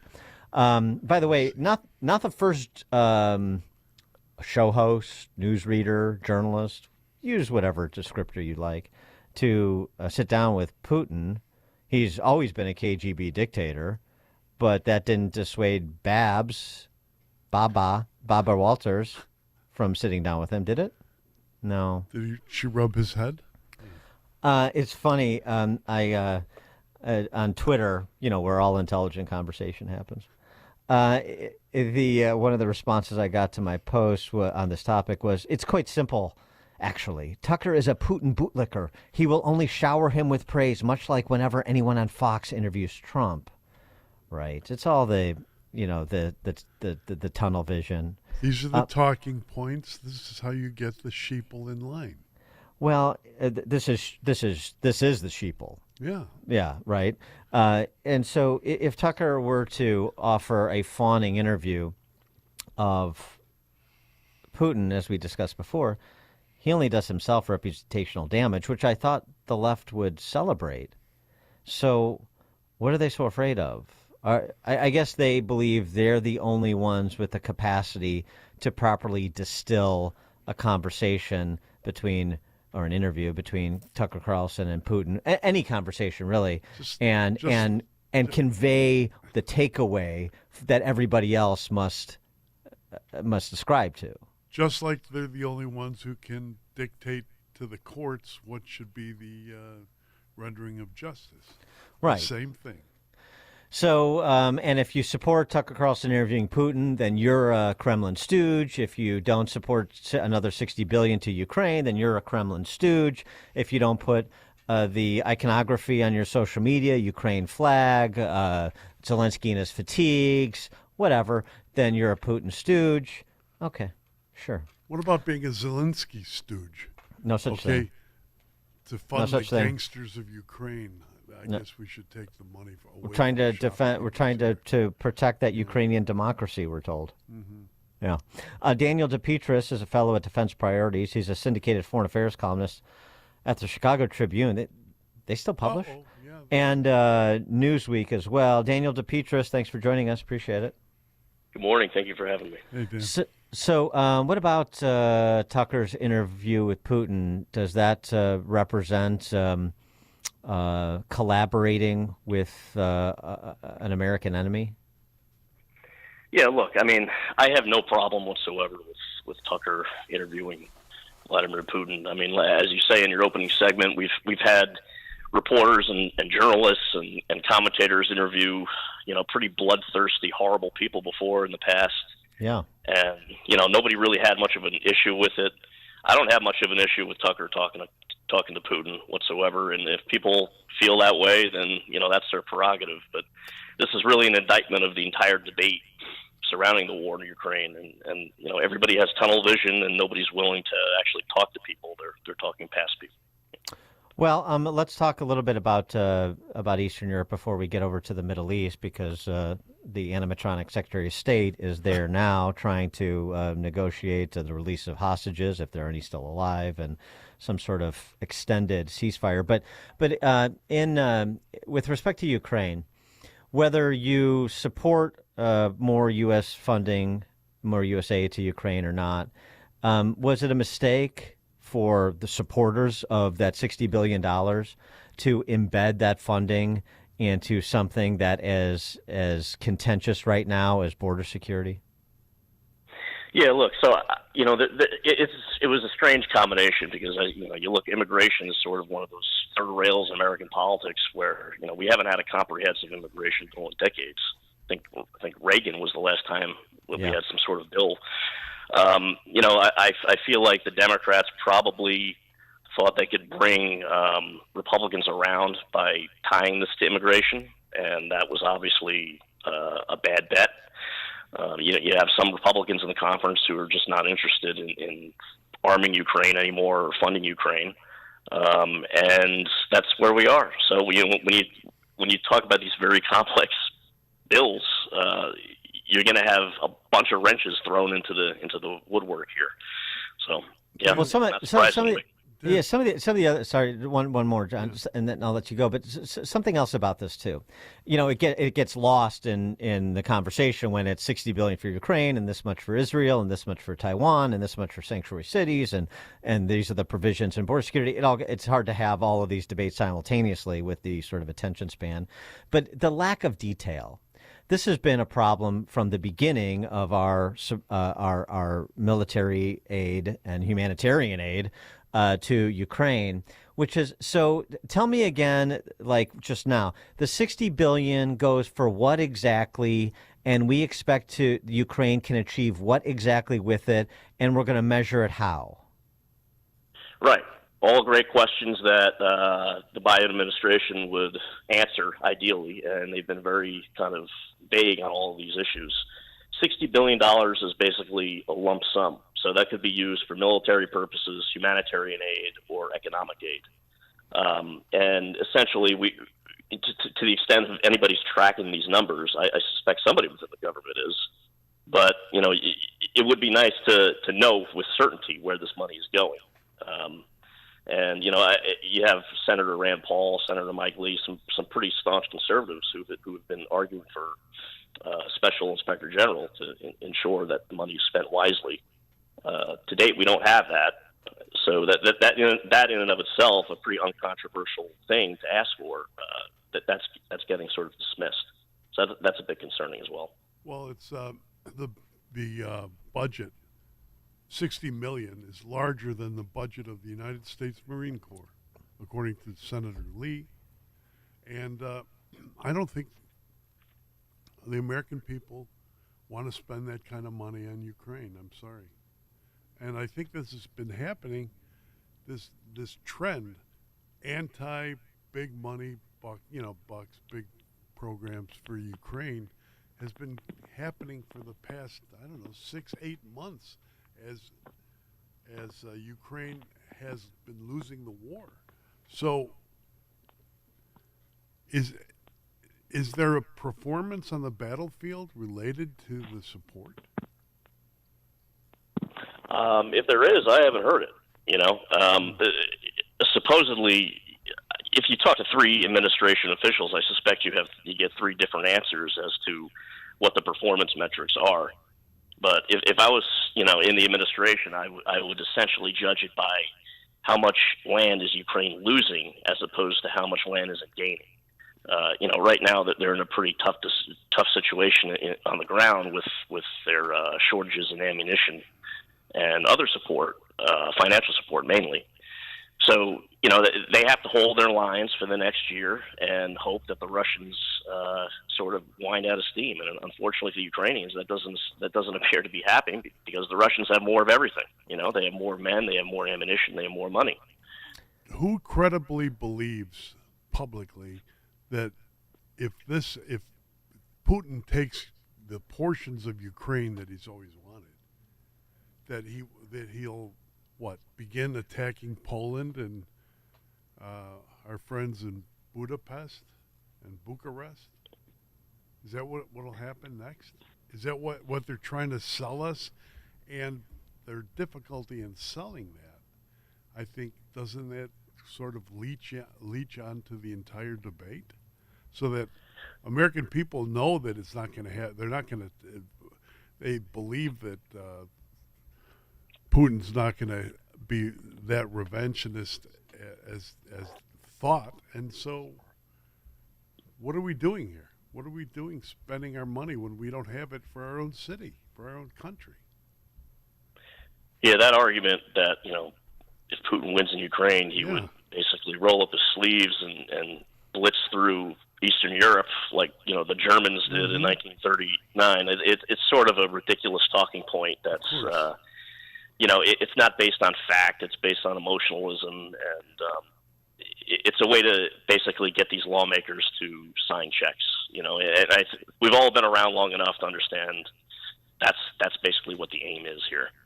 The Iron Curtain will descend once again, right? But something else though too. I mean, whatever Putin's woozy ambitions are about Mother Russia, just on Ukraine again. The posture this administration takes when he says, "Well, are you imposing any?" Are you going to push or impose any mandates on Ukraine that's attached to the money? Oh, no. We're not going to dictate to Ukraine the terms of peace and so on and so forth. Well, wait a second. Federal money, when it's distributed around this country domestically, there are always strings and mandates attached. You will do this or you won't do that, and you will or won't get the money based on your compliance with the strictures. But when it comes to providing foreign aid to Ukraine, we're completely Pontius Pilate on it. We're hands off. Whatever you want to do and however you want to do it. At some point you say you would think you'd be concerned enough to say, I'm taking a big risk with you. We're going to support you because it's the right thing to do, because Russia is America's enemy and Putin is a murderous dictator, and we don't want to see a stronger Russia. That's not in our interest. So we're going to support you, but it's not open-ended and it's not unlimited. And, with these armaments, with this humanitarian aid, you're on this sort of timeline, you're on this sort of budget, and if you can't make it work, I'm sorry, but that's all we can do for you. But we can't have that conversation. No, and we can't. And everything you laid out is perfectly reasonable, and I've been personally arguing, several of those points for a long time, and you sort of get shouted down to the ether as you say, like a sympathizer of the Kremlin, which is just a lazy argument, and that I would hope people don't take seriously. But yes, we need to have these questions and these debates, and it needs to be honest. America is a democracy, and you would think democracy is to have open, honest, fact-based debates, but it keeps. Every month goes by with this war. It seems this war is an exception to what should be the ideal scenario here. Well, do you make it that the Biden Democrats have so embedded themselves into the whole idea of Ukraine winning, whatever that means, that they're unable to actually see around the bend? They've lost all perspective because it's all consumed by democratic political tribalism domestically here in the United States. Well, isn't it just that they're not really interested in winning as so much as they're interested in making sure Ukraine doesn't fall before November? I guess, yeah. Questions for Dan, right? Well, I mean, I don't know what the administration wants, but I suspect, by the amount of weapons that they have been willing to provide the Ukrainian army over the last 2 years, they don't seem to be very persuaded by the fact that the Ukrainians can get more territory, right? And we've kind of seen that play out over the last 9 months with the counteroffensive that's kind of failed abysmally, and so essentially we're in a holding pattern now. The administration, if they get this money passed, which looks increasingly unlikely, this will be used for defensive purposes, not to launch another counteroffensive. So, as I mentioned, animatronic Anthony Blinken is in the Middle East right now. And of course, domestically, we have maybe Brandon Johnson should go over there. He was able to get a ceasefire resolution through the city council. He had four aldermen take a walk. He cast a deciding vote. Maybe he should be over there negotiating the end of hostilities. But where does that stand in terms of Israel's fundamental mission of eradicating Hamas in the conversation about any sort of release of hostages and any sort of extended ceasefire? It doesn't seem like that is realistic at this stage. Well, it doesn't look realistic, but there are active negotiations going on between Israel and Hamas, obviously through intermediaries because they don't speak to each other for understandable reasons. Right. The latest reports that I've seen is essentially the Israelis have offered Hamas a 6-week pause in the fighting in exchange for Hamas releasing the rest of the hostages, and then in return Israel will release Palestinian prisoners. And this is basically, this is very similar to the week-long ceasefire back in November, just at greater scale. So we're still in the middle of these discussions, and nothing is guaranteed for sure. No. But fundamentally, Hamas is going to have to surrender, either be eliminated or completely surrender for this to end, right? I mean that is a point at which Bibi cannot negotiate. Yeah, look, I don't see the Israelis if they even decide to do a ceasefire, it would be a temporary ceasefire, right? Bibi Netanyahu has been reiterating the point time and again that he is not going to end the war until his objectives are met. We can discuss whether those objectives are realistic. I'm a little doubtful of whether they are actually realistic. But on the separate question of whether the war will end soon, I just don't see it. And if you're looking at this conflict through neutral eyes, this could go on for another several months at least. What is the state of the Israeli offensive? I mean, in terms of its success, trying to assess the success of Ukraine repelling the Russians. What is the success that you would give, the mark of success you would give Israel at this stage of the conflict? Yeah, I mean, if I had to grade them, obviously it's hard to grade a military from the outside, but I would give them probably a C. And I say that because, Hamas's military and political leadership is still alive and kicking. They've poured tens of thousands of troops into Gaza trying to rout out the Hamas tunnel network, which is pretty extensive and sophisticated. And I think the latest reports have been 30% have been neutralized, so they have a long way to go on that front. And in terms of getting the hostages back, which was a top Israeli objective since the start of the war, that's obviously to be determined. So, their main objectives have not been met yet, and we're hitting month 5 now. We're going on month 5 of this operation. How long does he have? How long does Bibi have in office? That's a very good question. If I was an expert at Israeli politics and could predict that, I'd be very, very rich and be making a living here. But Israeli politics is very, very unpredictable. But Netanyahu is in a tough spot politically because he has to juggle right-wing ministers with moderate ministers, and it's a juggling act, and it makes our politics look pretty tame in comparison, to be completely honest. Daniel DePietris, fellow at Defense Priorities, a syndicated foreign affairs columnist at the Tribune and Newsweek. Daniel DePietris, thanks for joining us. Appreciate it. Thank you, gentlemen. Bye. And he joined us on the Turnkey.Pro answer line. It's what Chicago is talking about. It's Chicago's Morning Answer with Dan and Amy on AM 560. The Answer. Balance of Nature's fruits and veggies supplements, changing the world one life at a time. I've just been doing great, and I just feel like it's a definite advantage to take them. Let me just say one other thing. I mentioned to my doctor that I was taking Balance of Nature, and they said they were very positive about that. And they said that was really good. That's a good product. And so I've been very pleased. Step into the new year with a new you. Start your journey to better health by calling 1-800-246-8751 or by going to balanceofnature.com and signing up as a new preferred customer to get 35% off your first order, plus a free fiber and spice supplement with free shipping and our money-back guarantee. Hurry, this is your last chance to take advantage of this offer. Go to balanceofnature.com or call 1-800-246-8751 and get this exclusive holiday offer by using discount code Chicago.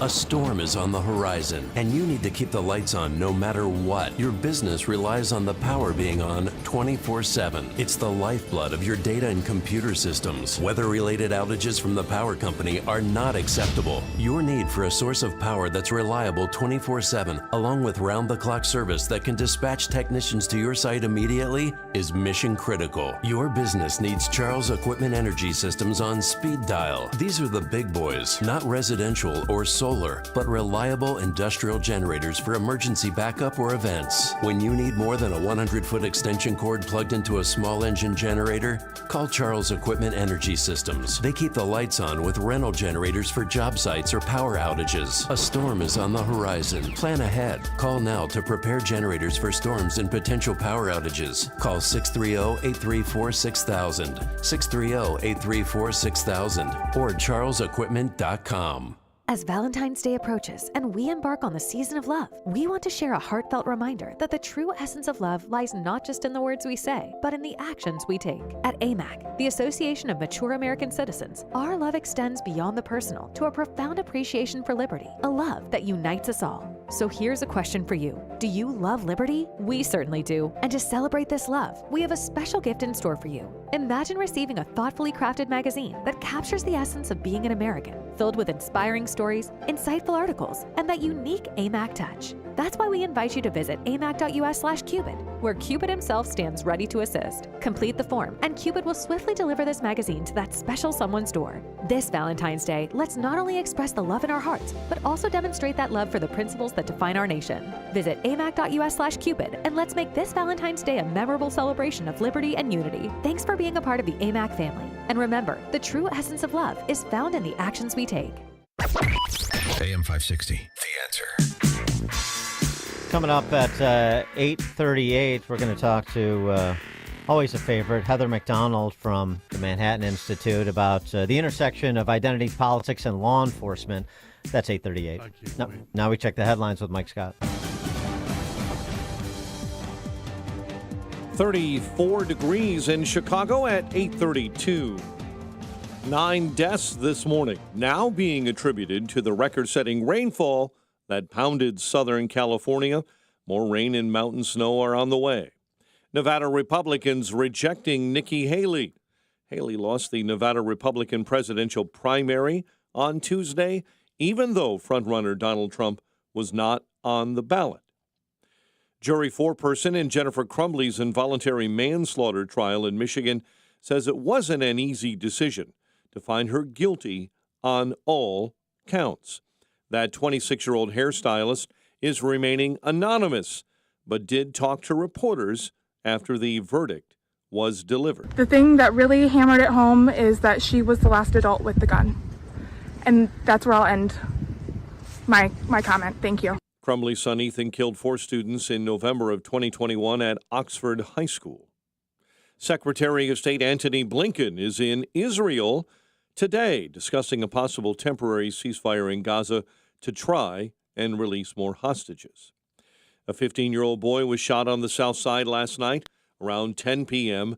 along West 115th Street. Chicago police tell us the teen is in good condition. Parents within the Chicago public schools are urging the district to reinstate transportation allowances until every student has access to a seat on the bus. Families were promised transportation to these schools, and CPS has broken that promise. The decision to not provide busing or stipends to your students has had profound and far-reaching consequences on families and their ability to ensure their children's education. Top Illinois progressive Democrats attended a closed-door meeting this week on the migrant crisis, trying to iron out differences. Governor J.B. Pritzker, Cook County Board President Tony Preckwinkle, and Chicago Mayor Brandon Johnson all met at City Hall Tuesday morning. Johnson talked about that meeting. There is a strong commitment still for the state, the county, and the city to continue to challenge the federal government to respond to this international crisis. The mayor is also forced to address problems with food delivery to shelters and competition for food near the shelters. Bulls overcome a 23-point deficit in their 129-123 overtime win over the Timberwolves at the United Center. DeMar DeRozan and Kobe White each had 33. Blackhawks back from the All-Star break with a game against the Wild at the UC. DePaul was beaten by St. John's last night, 85-57. 8:35 and a check of traffic and weather on the way next on AM 560. Brandon Tatum explains the mentality. Cis women, they call them cis women. It's like a sin to be born and recognize yourself as a woman, because that's how you were born. It's a sin. They are intentionally creating minority victim groups so they can always have a victim grievance. Always. The Officer Tatum Show. Weeknights at 8, right before Sean Hannity at 10 on AM 560. The Answer. As a business owner, do you have a strategy for exiting your business? Most business owners don't. Studies done by the Exit Planning Institute show 75% of business owners who don't have an exit plan are dissatisfied with their exit, and 80% of businesses put to market never sell. Total Clarity Wealth Management understands the hesitation to discuss exiting. Will customers leave? Will competitors take advantage? Will key employees leave? That's why they offer confidential planning. Contact Anne-Marie at Total Clarity Wealth Management. Discover what the financial foundation should be to pursue an exit that is satisfying. At some point, you are going to leave your business. Will it be on your terms? Total Clarity can show you the way to financial readiness and keep you on track. Anne-Marie is a certified exit planning advisor. Visit TotalClarityBusiness.com. That's TotalClarityBusiness.com. Securities offered through LPL Financial, member FINRA SIPC. Investment advice offered through Total Clarity Wealth Management, Inc., a registered investment advisor and separate entity from LPL Financial. Balance of Nature's fruits and veggies supplements, changing the world one life at a time. I've just been doing great, and I just feel like it's a definite advantage to take them. Let me just say one other thing. I mentioned to my doctor that I was taking Balance of Nature, and they said they were very positive about that. And they said that was really good. That's a good product. And so I've been very pleased. Step into the new year with a new you. Start your journey to better health by calling 1-800-246-8751 or by going to balanceofnature.com and signing up as a new preferred customer to get 35% off your first order, plus a free fiber and spice supplement with free shipping and our money-back guarantee. Hurry, this is your last chance to take advantage of this offer. Go to balanceofnature.com or call 1-800-246-8751 and get this exclusive holiday offer by using discount code CHICAGO.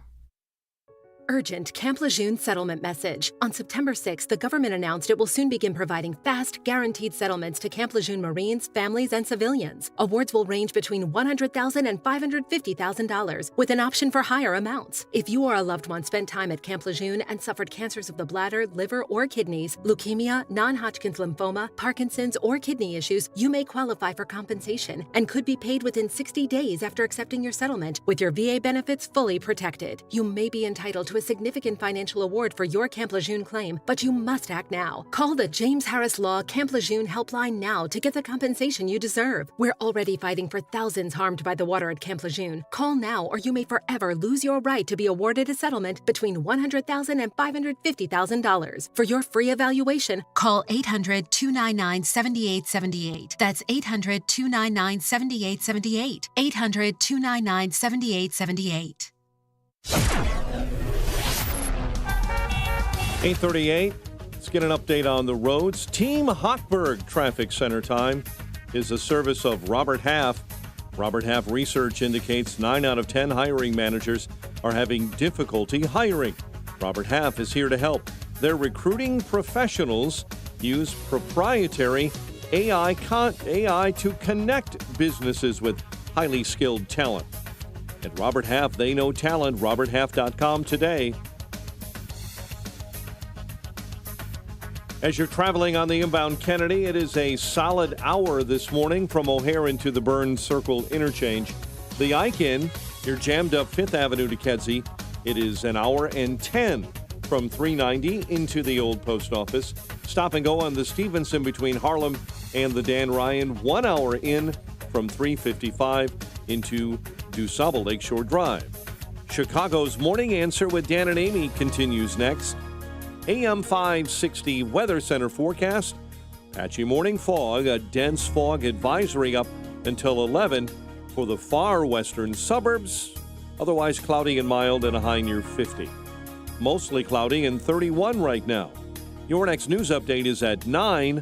Chicago's Morning Answer continues next on AM 560 The Answer.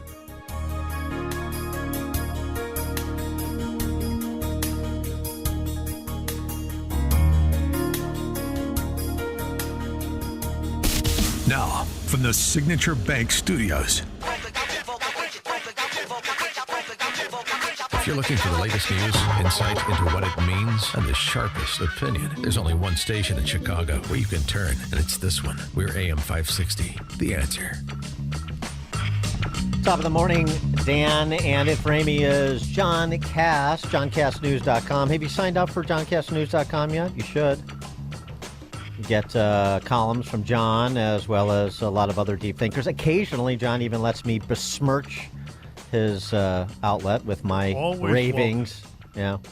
Thank you. You're Thank you, always John. welcome. And, you and I are going to be, we should have another Dan Prost column soon because you and I are going to be together in Naples talking to the refugees of Chicago who are in Naples. I guess we're having some sort of event there. Yeah, that's next month, and then we'll have some beach time where you can put suntan lotion on my back and so forth. It'll be a nice Dan, weekend for us. You should be, I've got to get this column of yours, and your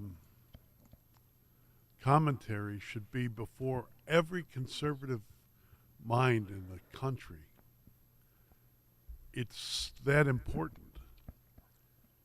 And I think it's on the level of, I've been listening to your podcast on American greatness and seeing your commentary. It is on the level, the intellectual level of my hero, Victor Davis Hanson. VDH. I see you in that realm, Dan. Well, I don't know about that, but you're talking about a distillation of sentimental barbarism, right? I want to see a book and an essay, long essay, on the nature of sentimental barbarism and the dangers of it. Once I return to being a scratch golfer, I'll consider it. So it's a perfect segue to our next guest, who has written another great piece, The Intersection of Identity Politics, which is an expression of sentimentality, and law enforcement. And, speaking of sentimental barbarians, you have one in New York City. He's the mayor, Eric Adams. We talked about this a bit yesterday, this remarkable riff that he went on, touting the leadership of the city while casting himself as the Christ child. I mean, it's really something to listen to. Let's hear it again. Eric Adams on who he is, what he's doing, and who he's doing it with. Stand up. They need to see you. Deputy Mayor Williams Isom, Deputy Mayor Mira Josie, Deputy Mayor Amazar, Deputy Mayor Maria Torres Springer. Have you ever seen this much chocolate leading the city of New York? And then go down the line. Look who's here. This is representative of the city. That's why people are hating on me. You trying to figure out why they're hating on me? They're hating on me because how many of you go to church? Ma'am, this is a Matthew 21:12 moment. Jesus walked in the temple. He saw them doing wrong in the temple. He did what? He turned the table over. I went to City Hall to turn the table over. First woman police commissioner of color. First Spanish-speaking police commissioner. First Spanish-speaking correction commissioner. Go through the line of what we're doing. That's all real impressive, Mayor. But if you're a 62-year-old woman who was dragged on the pavement by a illegal immigrant on a moped, part of a gang that the New York Police Department has explained in detail, responsible for some 60 incidents of grand larceny and other crimes. The melanin composition of the city leadership is a little less important to you than your life. While she's lying there, gritting her teeth through a broken hip, I hope she'd have the foresight to recall how would Trump call it? 1 Corinthians. When I became a man, I put away childish things. Mayor Adams, you have people being hurt. Well, and it's all self-inflicted, not just with the no cash bail gambit in New York, but then and the lawlessness that has been exacerbated by the unwillingness to prosecute repeat violent offenders because of the prosecutors there, like the prosecutors here in Cook County, but also because Eric Adams, as much as they're talking tough on law enforcement with respect to people in New York City illegally, as they're in this country illegally, he won't get off the policy that brings buses and buses and buses to New York City. And that includes a criminal element, which the city administration has so stipulated it includes. It's just the most remarkable thing. It goes on and on and on as long as people tolerate it, I suppose. Heather McDonald has a good piece on this topic. This legislation that was moved in the city council is just, more piling on. Have you had enough yet? With the leadership of that city, that chocolate leadership that Eric Adams is describing, says, no, you haven't had enough punishment yet. Heather McDonald is a Thomas W. Smith Fellow at the Manhattan Institute, author of When Race Trumps Merit, How the Pursuit of Equity Sacrifices Excellence, Destroys Beauty, and Threatens Lives. And also, I actually did a conversation with Heather McDonald on my podcast, which you can get at amgreatness.com and all the other podcast platforms a couple weeks ago. It was very good, as always. The Decadence of Identity Politics is her most recent piece. Heather McDonald, thanks for joining us. Appreciate it. Well, thanks for having me on, Dan and John. It's great to be with you. And I just have to say, somebody who is invoking diversity or his identity is doing so because he has no other accomplishments. Being female is not an accomplishment. Being black is not an accomplishment. Being gay is not an accomplishment. And if that's what you're up there touting, it's because you've got nothing else.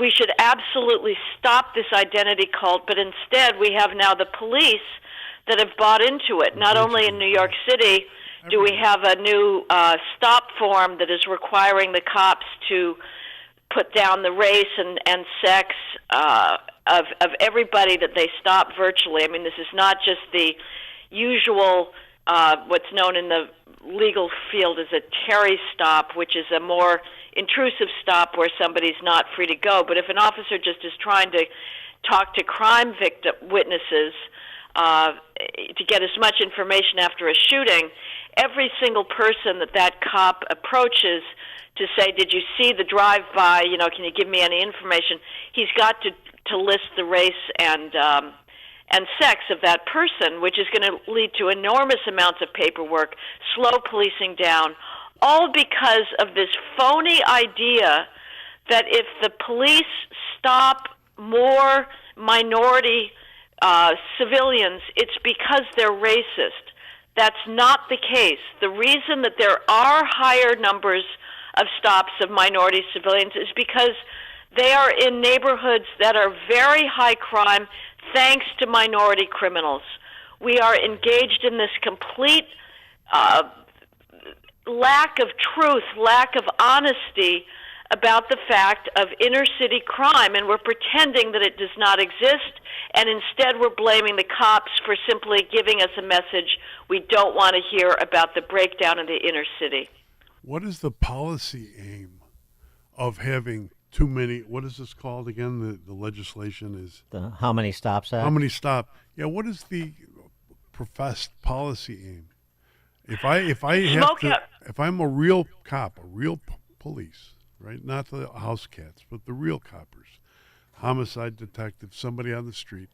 I've got to list all my witnesses by race, and if I misgender, Jesus, if I misgender someone, madam, I thought we've established what you are, madam. Now we're just talking about the price. Am I disciplined on the form? The policy aim is to smoke out what they believe is endemic police racism. Mm-hmm. This is not about improving policing. It's about prosecuting this idea that we're blaming the messenger. And the California form that is now out this year is even worse. That's where you do get into the misgendering issue, John, where not only are officers going to have to list the race of their people they stop, they have to list their own sexual identity. If they make a stop, they have to check boxes for the officer's gender. Are they a cisgender man? Are they a cisgender woman? Are they a transgender man? Are they a transgender woman? Or are they a non-binary person? And there's even more categories they have to fill out regarding the person they stopped. They have to say perceived sexual orientation, LGBT plus, straight, heterosexual, and then the usual cisgender versus transgender. It is absolute decadence. This is the people that are committed to identity politics who think that this is the most important axis for understanding human existence that are simply promoting this into fields for which it's completely irrelevant.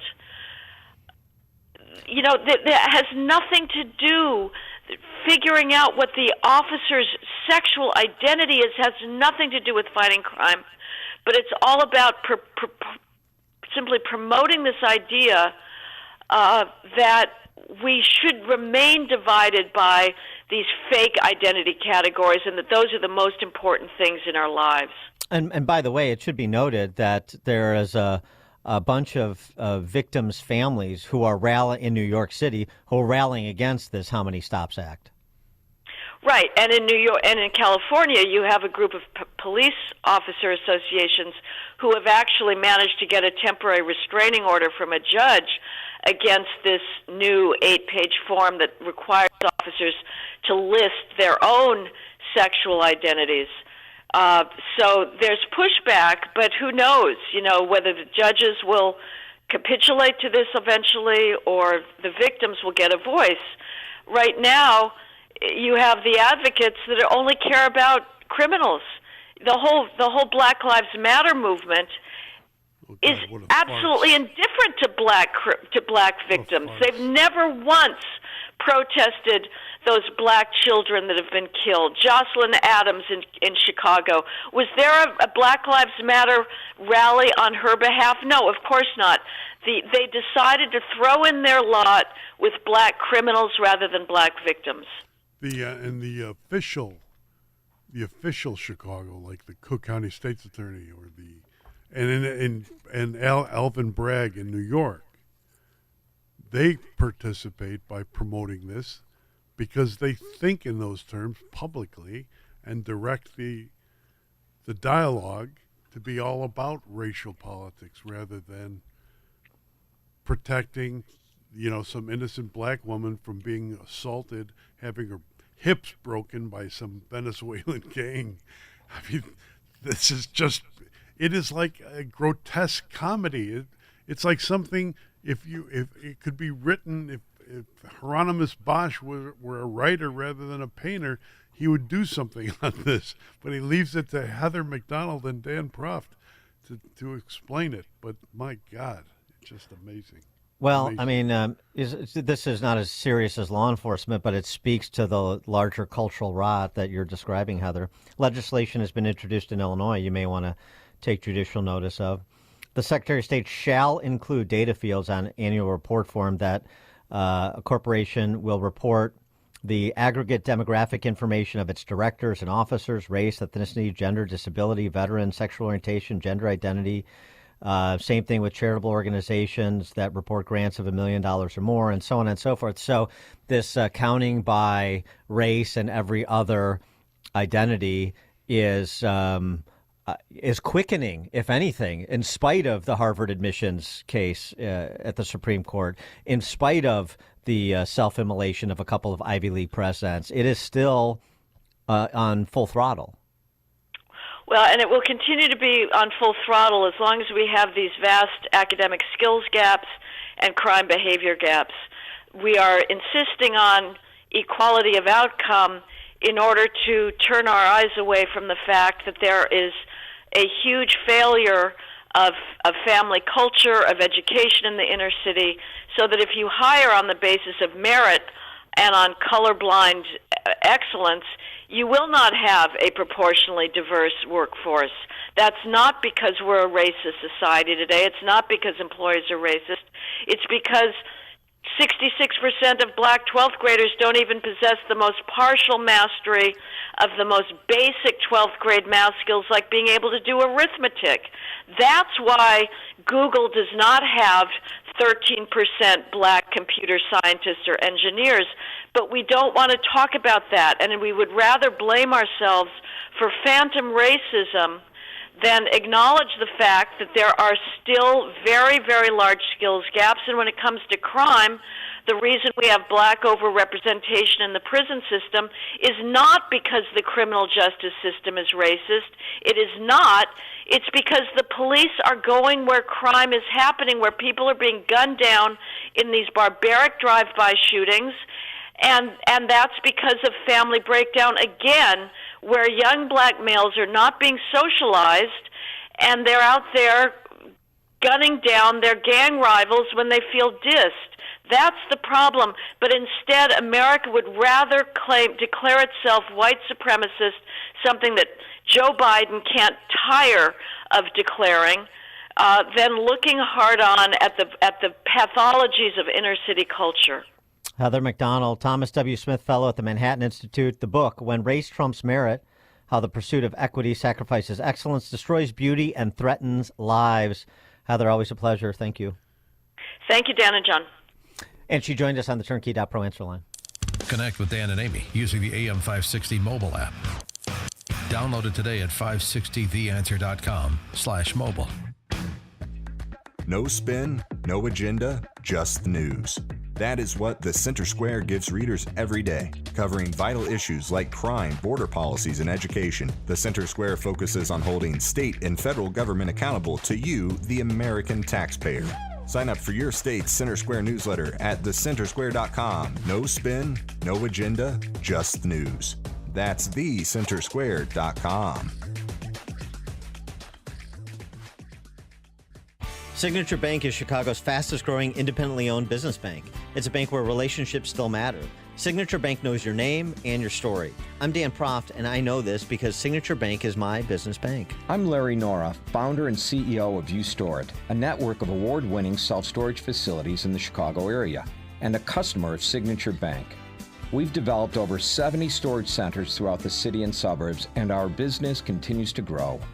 We need a bank who understands the neighborhoods and communities where we are making investments. We found that in Signature Bank. They know this city and its neighborhoods because they are based right here in Chicago. Finding a local banking institution like Signature Bank has been critical to the success of You Store It, and we look forward to a long-term relationship.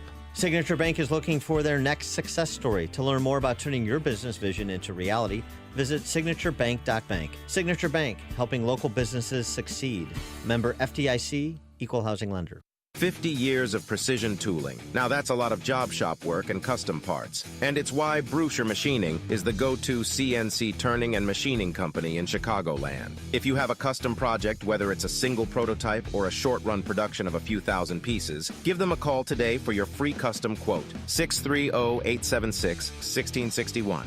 Or visit BruscherMachining.com. That's BRUCHER Machining.com. They also provide heat treating, balancing, plating, and surface coating, welding, and fabrication, plus project management. Bruscher Machining guarantees to consistently deliver high-quality parts and solutions on time for reasonable prices. Yeah, everyone says that, but the proof is in the tooling. Stop by to meet their team of seasoned pros and tour the facility located in West Chicago. To learn more about how CNC machining can turn your tough project into an operational reality, contact Bruscher Machining today for your free custom quote. 630-876-1661. AM 560, The Answer. John Cass, JohnCassNews.com. If you haven't signed up, please do so.